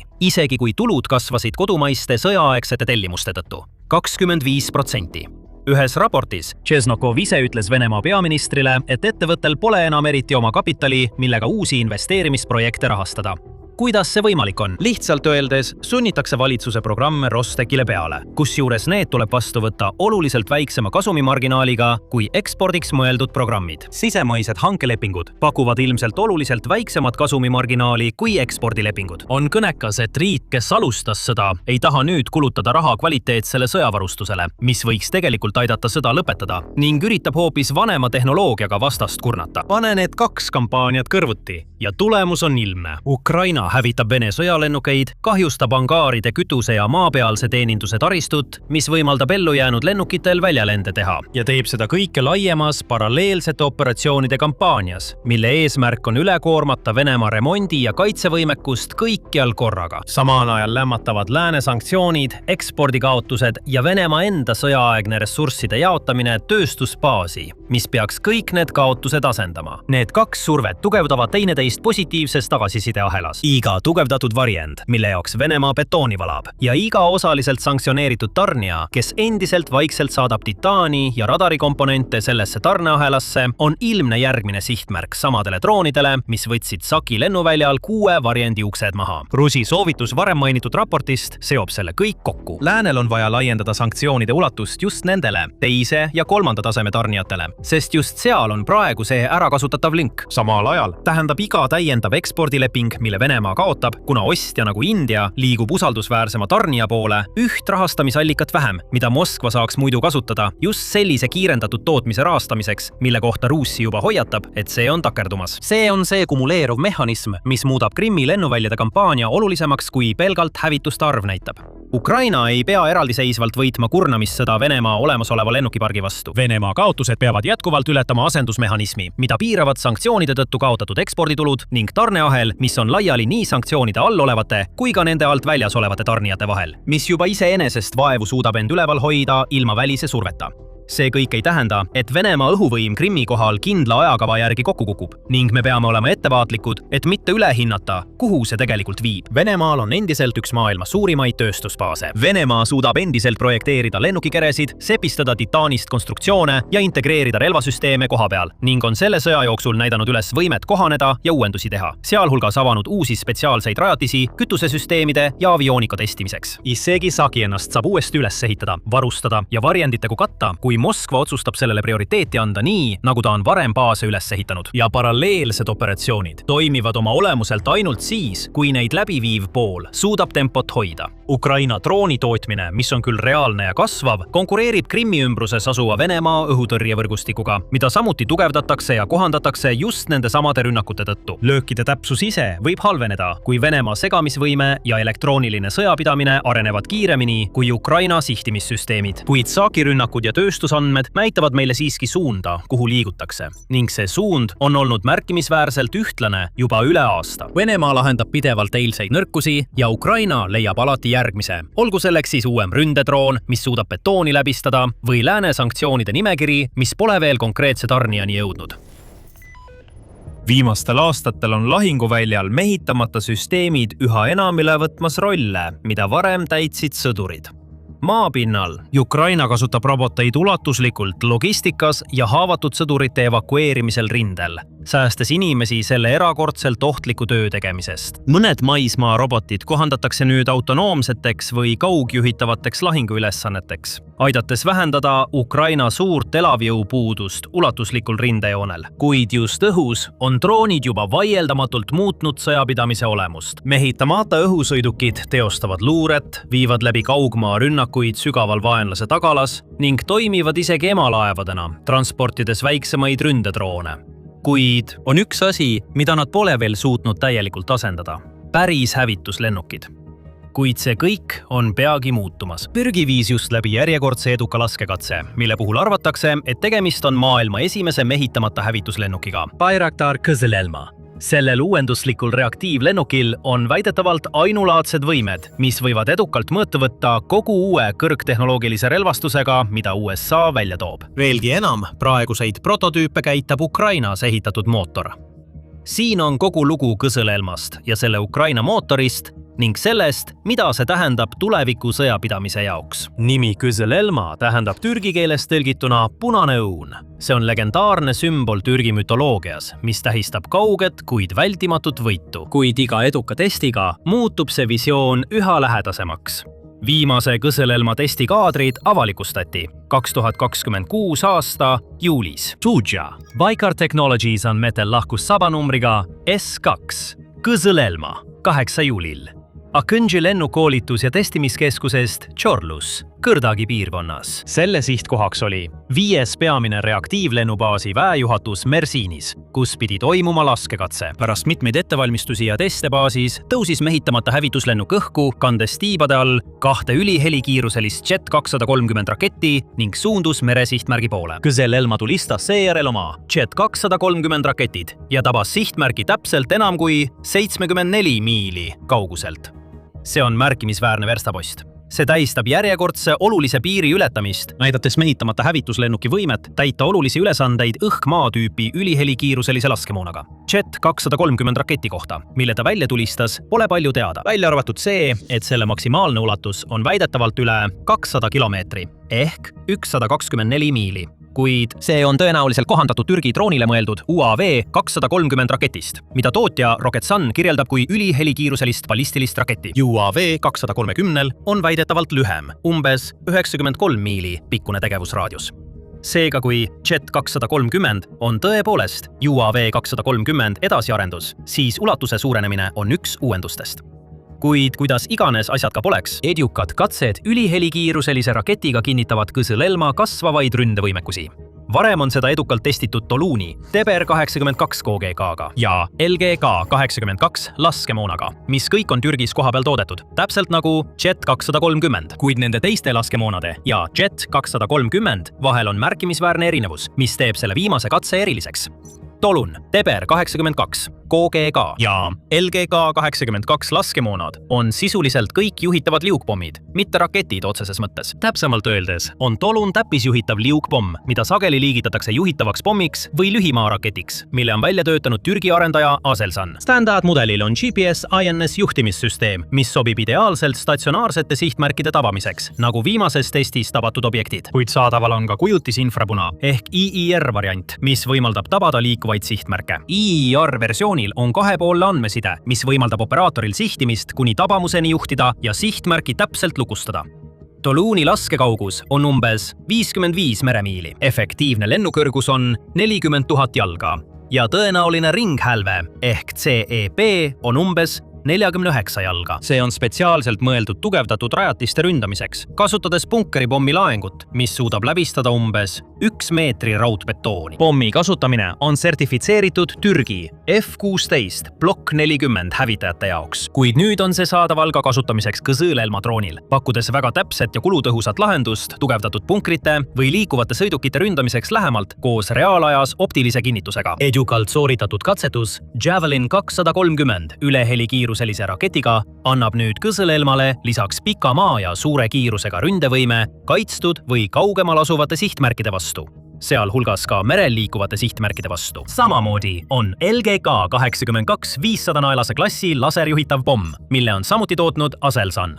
Selle paigutus on identne USA Paveway seeriaga. See võib hävituslennukitelt lastuna ulatuda umbes 7,5 miili kaugusele ning selle laserjuhtimiskomplekti on kasutatud nii NATO standardi MK82 kui ka Vene standardi FAB seeria üldotstarbeliste pommide puhul. Teber 82 on hübriidjuhtimiskomplekt, mis kasutab nii laser kui ka GNSS juhtimist. Sellel on 3 varianti. Baasversioon lühikeste tiibadega komplekt aeglaselt lendavatele platvormidele ning pikendatud tiibadega kaugversioon. Baasversiooni lennukaugus hävitajate puhul on umbes 7,4 miili, kuid pikendatud tiibadega komplektiga suureneb see peaaegu 50 miilini. Vaid mõned nädalad enne viimast testi Javelin 230-ga. 2026 aasta juunis viidi läbi veel üks edukas test, kus kasutati nii LGK 82 kui ka Teber 82. Kasutati veel üht Türgi kõrgtehnoloogilist seadet Toy-Toy-Guni elektrooptiline sihtimissüsteem ehk EOTS. See on Aselsan'i loodud sisseehitatud sihtimissensor, mis on mõeldud spetsiaalselt madala märgatavusega lahingulennukitele nagu Kõzel-Elma ja teistele paikari arenenud droonidele nagu Kaan ja Anka 3. Erinevalt traditsioonilistest sihtimiskapslitest, mis ripuvad väliselt ja suurendavad radarisignaali, on Toy-Torgun täielikult integreeritud lennuki keresse, säilitades selle vargprofiili. See teeb Kõzel-Elmast maailma esimese mehitamata hävitaja, millel on sisse ehitatud EOTS, võimekus, mida varem leidus ainult mehitavatel 5. põlvkonna hävitajatel nagu F-35. Testi käigus tabati mõlemad pommid staatilist sihtmärki, mille määras Toy-Toygun 100 EOTS. tõestades Kõsõ-Kõsõ-Lelma võimet iseseisvalt sooritada sissetungirünnakuid, kusjuures Toi-Toigan 100 EOTS toimis peamise õhk-maa sensorina. Nii et me teadsime, et Kõsõ-Kõsõ-Lelma suudab kasutada kõrge täpsusega liukpomme. Viimase testi järel teame nüüd, et ta suudab tulistada ka ülehelikiiruselisi aeroballistilisi rakette liikuvate sihtmärkide pihta. See on tema arsenali oluline uus täiendus. Aga kui oled jälginud Kõsõ-Kõsõ-Lelma arengut, siis see ei tohiks sulle eriti üllatusena tulla. Arendus on toimunud väga kiiresti. Uued omadused ja võimekused näivad ilmuvat iga paari kuu tagant. Esimesed katsed algasid alles 2022 aastal, aga arendustempo on olnud nii kiire, et see on olnud seeriatootmises alates 2025. aasta suvest ning esimesed operatiivsed tarned on oodata järgmisel aastal. Võib-olla osaliselt tänu kiiretele iteratsioonidele polnud seeriatootmisse minekul täpselt selge, milliseid relvi see suudab kanda.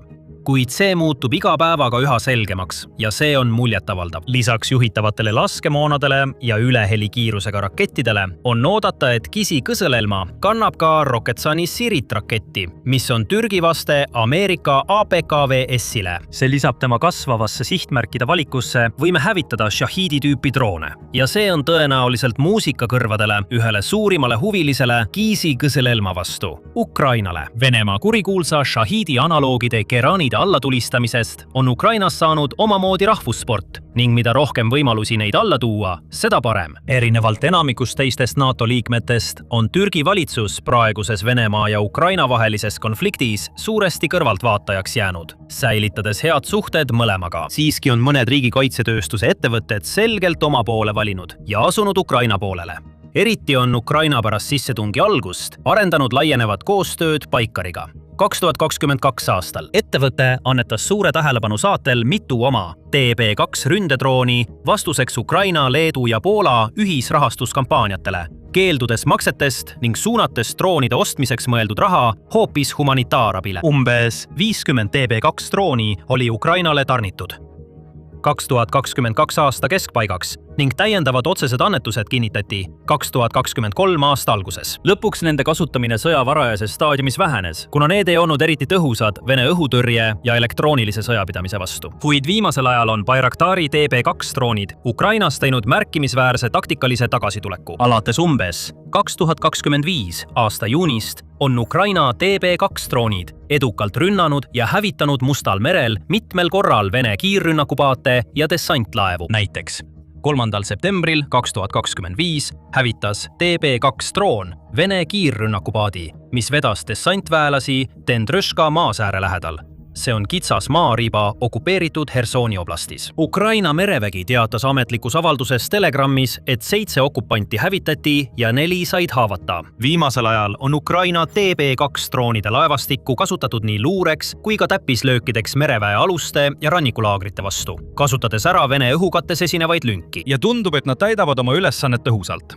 Näiteks arvatakse, et Ukraina TB2 droonid hävitasid 2026 aasta juunis Mustal merel 2 Vene mereväe drooni. Kuid Baikari seotus Ukrainaga ei piirdu kindlasti ainult TB2 droonide annetamisega. Ettevõte on Kiievi piirkonnas rajamas suurt droonide tootmistehast. Teisisõnu, liigub ettevõte lihtsalt tarnijast tegelikuks kohalikuks tootjaks.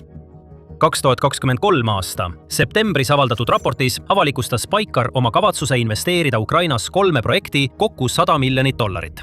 Seejärel järgmise aasta veebruaris ettevõtte tegevjuht Haluk Bayraktar teatas Riyadis, Saudi Araabias toimuval maailma kaitsenäitusel, et esimese projekti ehitustööd on alanud. Hiivis asuv suur Baikari droonide tootmistehas. Tehases loodetakse täielikul tööle rakendumisel toota umbes 120 suurt drooni aastas ja anda tööd umbes 500 inimesele. Eesmärk on kokku panna TB2 ja võimalusel TB3 lennukikandja põhised droonid, plaanis on lisada ka Akõnsõ ja Kõsõl-Elma. Tehas pidi tööle hakkama 12 kuu jooksul. Seda pole juhtunud. Kuid arvestades viimase aasta jooksul Venemaa ja Ukraina vahel toimunud infrastruktuurisõja ägenemist, on mõistetav, miks valmimine on viibinud. 2025 aasta oktoobriks oli seda objekti väidetavalt juba 4 korda tabanud Vene raketid, põhjustades teatud struktuurilisi kahjustusi ja materiaalset kahju, nagu ütles tegevjuht. Sellegipoolest jätkub ehitus vaatamata kõigele ning on igati loogiline, et Baikar nõuab Kisilelma tootmist Ukrainas, sest nagu mainisime, selle jõuallikaks on Ukraina mootor. Siiski, millist konkreetset Ukraina mootorit seeriatootmises kasutatakse, on veel selgusetu. Nüüd, kui hindad põhjalikke ülevaateid uutest relvasüsteemidest ja tehnoloogiatest ning sisukat analüüsi viimaste sõjauudiste kohta, oled õiges kohas. Just seda me sõjasaates iga päev pakumegi. Telli kanal ja lülita teavitused sisse, et oleksid alati esimene, kes teada saab. Kisilelma kontseptsioon tutvustati esmakordselt 2013 aastal. Üksikasjalikud tehnilised andmed avalikustati 2021 aastal. Selle aasta sügisel Saha kaitsemessil sõlmiti integratsioonileping Baikari ja Ukraina mootoritootja Ivchenko Progressi vahel. Seega on alati olnud kavatsus, et Kisilelma ja võib-olla ka teised Türgi arenenud droonid kasutaksid Ukraina mootoreid. Ja kuigi Türgi otsib väidetavalt alternatiivseid võimalusi, on teadaolevalt see olukord tänaseni muutumatu. Esimesed 3 Kisilelma prototüüpi kasutasid Ivchenko Progressi AI-25 DLT mootoreid allhelikiiruseliste lendude testimiseks, aerodünaamika kinnitamiseks ja esialgseks relvasüsteemide integreerimiseks. Kuid alates 4. prototüübi nimega PT4 käivitamisest 2025 aasta mais näib programm olevat üle läinud võimsamale AI-322F järelpõlemismootorile. Selle mootori on samuti tootnud Ivchenko Progress. See on igati loogiline samm mitmel heal põhjusel. Esiteks on oluline 2 mootori konstruktsioonide vanus. Algse Ivchenko AI-25 töötas välja Nõukogude kontsern Ivchenko OKB Ukrainas. See loodi Jakovlev Jak 43 mootoriga lennuki jaoks, mida peetakse sageli esimeseks regionaalseks reaktiivlennukiks. Mootori arendust alustati 1965 aastal. Esimene katselend toimus 1966 aastal ja järgmisel aastal kiideti see heaks masstootmiseks. Ukrainas asuv lennukimootorite tootja Motorzih, mis asub Ivchenko Progressi lähedal tööstuslikus rindelinnas Zaporižjas, toodab neid mootoreid tänaseni. Kuid nagu võib arvata, on tänapäeval toodetavad variandid aastakümnete jooksul läbinud olulisi muudatusi.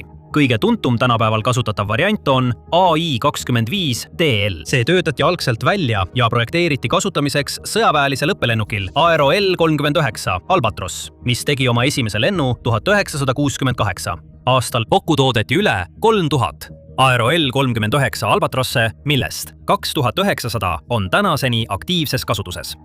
Kuid enamiku neist lennukitest on mootorid hiljem uuendatud. Ivchenko Progress on alates 90-ndatest turustanud originaalmootori uuendatud versiooni AI-25 DLSHD. Teine AI-25 DL variatsioon AI-25 DLK töötati samuti välja, et varustada Hiina Hongdu JL8K8 Karakorum reaktiivtreenerit. Ja nüüd on perre lisandunud uus liige AI-25 DLT. See ehitati spetsiaalselt selleks, et täita vajadust võimsama turboventilaatormootori järele, mis suudaks käitada Kisilelmat. Nüüd on AI-25 DLT keskmise möödavoolusuhtega turboventilaatormootor, mille kuivkaal on umbes 770 naela. Tootes umbes 3790 naela tõukejõudu. See sobib rohkem kui hästi treeninglennukitele ja prototüüpide testimiseks. Kuid sellest ei piisa, et anda Kisilelmale ülehelikiiruseks vajalikku jõudu. See suudab tegelikult tagada kiirused vaid umbes Mach 0,8 kuni Mach 0,9 tavapärasel reisikõrgusel, mis on 35 000 jalga, ehk ligikaudu 528 kuni 594 miili tunnis. Seetõttu on viimased Kisilelma prototüübid kasutanud võimsamat AI-322 mootorit ning tõenäoliselt teeb seda ka tootmisversioon. AI-322F on täiustatud järelpõletiga turboventilaatormootor, mis põhineb AI-22225F-il, teisel vastupidaval Ukraina mootoril, mida toodab Ivchenko Progress. Võrreldes AI-25 DLT-ga on see palju võimsam. See annab 5510 naela tõukejõudu ilma järelpõletita ja kuni 9900 naela tõukejõudu koos järelpõletiga, peaaegu 3 korda rohkem. See lisavõimsus võimaldab Kisilelmal saavutada ülehelikiirusi, sihiks Mach 1,4 kuni 1,6 ehk 924 kuni 1056 miili tunnis. 35 000 jala kõrgusel. Ja see võimaldab mehitamata lennukil sooritada kõrge G-jõuga lahingumanöövreid, täpselt nagu kaasaegne mehitatud hävituslennuk. Nagu varem mainitud, pole selge, millist mootorit kasutatakse Kisil-Elma masstootmises Türgi õhuväe ja mereväe jaoks, kes on Kisil-Elma esimesed kliendid. Kuid tänu kõigile edukatele testidele AI 322F-ga arvatakse laialdaselt, et just see mootor hakkab neid tarnitavaid lennukeid käitama. Samuti drooni esimese kinnitatud ekspordikliendi Indoneesia jaoks. 2026 aasta mais sõlmiti Baikari ja Indoneesia kontserni PT Republic Aero Dirigantara vahel leping 12 Kisil-Elma tarnimiseks. 2026 aasta Saha Expo messi ajal Istanbulis lepingu kohaselt algavad tarned. 2028 aastal ning Indoneesiasse rajatakse ka kohalik tootmine ning hooldus- ja remondikeskused. Indoneesia puhul hakkab droone tõenäoliselt kasutama merevägi ning need integreeritakse lennukikandja Giuseppe Garibaldi lennutiiba, mille üleandmist Jakartale oodatakse peagi. Laev, mille Itaalia merevägi arvas teenistusest maha.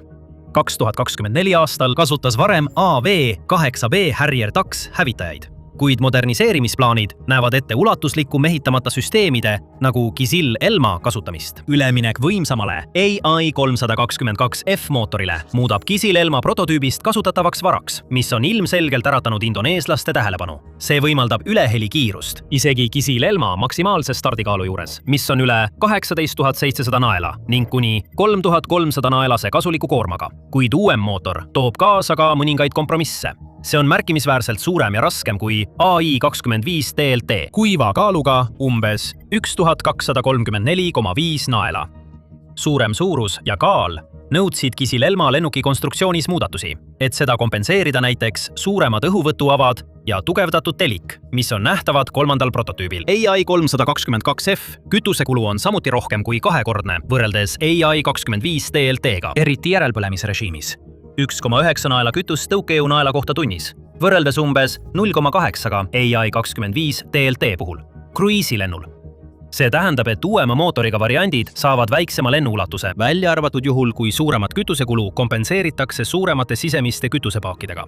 Kuid suuremad sisemised paagid oleksid lihtsalt veel üks muljetavaldav omadus juba niigi kadestamisväärsel masinal. See on vargtehnoloogia. Lennukikere on spetsiaalselt loodud varglennukiks. Sellel on väike radari peegelduspind, Canard-Delta konfiguratsioon, 2 vertikaalset stabilisaatorit ja sisemised relvakambrid, et vähendada selle avastatavust. See on ka praktiline.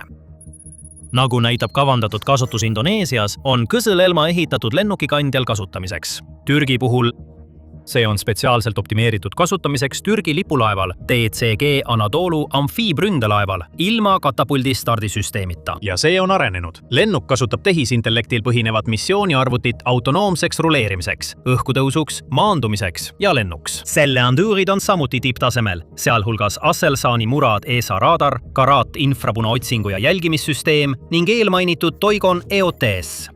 Mis puudutab selle relvastust, nagu oleme näinud, laieneb see iga uue eduka testiga. See annab kaalu Baikari väitele, et Kisil-Elma on maailma esimene autonoomne hävituslennuk. Muidugi ei ole sellel nii palju funktsioone ega muljetavaldavat jõudu nagu kõige arenenumatel lääne hävitajatel, näiteks USA F-35 Lightning 2. Kuid Kisil-Elma praegused omadused asetavad selle ligikaudu samasse peaaegu 4,5 põlvkonna hävitusvõimekuse klassi, nagu näiteks F-16 uusim variant või Hiina J-10. Kuid sellel on 2 suurt eelist. Esiteks, kuigi see pole kindlasti odav, see on tõenäoliselt märkimisväärselt odavam kui samaväärsed mehitusega hävitajad. Kisil-Elma hinnanguline ühikuhind jääb olenevalt spetsifikatsioonidest umbes $30–40 miljoni vahele. See asetab selle väga konkurentsivõimelisse hinnaklassi võrreldes uue F-35A ligikaudu $85–115 miljoni ja uue Dassault Rafale'i $80 miljoni. Isegi F-16 uusima Block 70 või 72 variandi ühikuhind jääb sõltuvalt tugipaketist $60–100 miljoni vahele. Teiseks, ja mis kõige tähtsam, pilooti pole. See tähendab, et Kisil-Elma saab lennata palju ohtlikumatesse olukordadesse kui samaväärne F-16. Muidugi, kui see pihta saab, on see kallis ja kahjulik kaotus. Aga kaugeltki mitte nii kallis ja kahjulik, kui tabamuse saanud mehitatud hävitajast välja heitunud piloodi otsimiseks korraldatavad pikad otsingu- ja päästeoperatsioonid või muidugi piloodi täielik kaotus. Arvestades neid eeliseid, võid sa arvata, et paljud riigid on türklastele kannul ja üritavad arendada omaenda mehitamata hävitajaid. See on ju tehnoloogia, millel on potentsiaal muuta inimpiloodid lõpuks täiesti tarbetuks. aga tegelikult see nii ei ole. Sellised riigid nagu USA, Austraalia, Hiina, Venemaa ja India arendavad või testivad kõik mehitamata hävitajaid, mis on võrreldavad Kõzelelmaga. Kuid samal ajal, kui Kõzelelma on loodud iseseisva hävitajana, kõigil teistel on peamine eesmärk erinev – olla mehitatud hävitajate lojaalne tiivamees. Näiteks USA Kratos XQ-58. Valkyrie on loodud selleks, et saada mehitatud hävitajaid nagu F-22 ja F-35. See on ka allhelikiirusel Mach 0,85 ehk umbes 1046 kilomeetrit tunnis ning oluliselt odavam üksuse kohta $3–4 miljonit. Austraalia testib samuti lojaalset tiivameest, mis on välja töötatud koostöös USA-ga. Boeing MQ-28 Ghostbat. See on loodud sensorandmete koondamiseks ja relvade kandmiseks koos mehitatud hävitajatega ning sellel on arenenud tehisintellekt ja hiilivusomadused nagu Kisile-Elmal. Kuid see on samuti allhelikiirusel ja keskendub koostööle, mitte iseseisvatele ülehelikiiruselistele rünnakumissioonidele. Venemaa testib oma enda lojaalset tiivameest Suhoi S-70 ehk Kotnik B-d, mis on loodud saatma nende Su-57 hävitajat. See on suur lendava tiivatüübi droon, mis kuulub 20-tonnisesse klassi ja millel on tohutu 2,8-tonnine kandevõime, mis ületab kaugelt Kisile-Elma oma. Kuid see on samuti allhelikiirusel ja selle arendusprotsess on olnud täpselt vastupidine Türgi lennuki omale. See on silmitsi seisnud lõputute probleemidega, sealhulgas prototüübi kaotusega 2024 aastal. Hiinlastel on samuti lojaalse tiivamehe programm, mis on võrreldav Kisile-Elma omaga ning nende oma on juba töökorras, paigutades droone 2025 aastal Tiibeti kõrgmäestikubaasidesse. Hongdu GJ-11 ehk terav mõõk on lendava tiiva disainiga, mis on optimeeritud vargsi tegutsemiseks, mitte Kisile-Elma-laadse hävitaja aerodünaamika jaoks.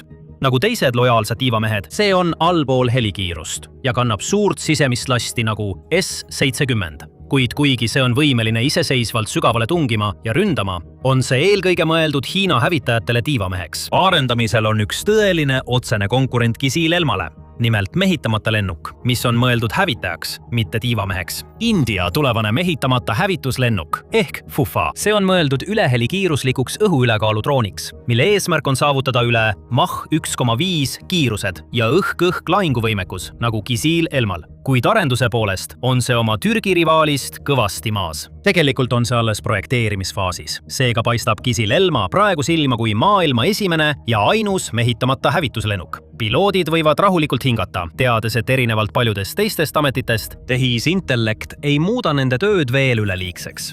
Vähemalt mitte veel. Arvestades Kisile-Elma kiiret arengut, on lähitulevikus kindlasti oodata uusi teste ja uusi võimekusi. Hoiame teid kindlasti arengutega kursis, nii et tellige kanal, et neist esimesena teada saada. Vahepeal vaadake seda videot sellest, kuidas Ukraina ehitab robotarmeed.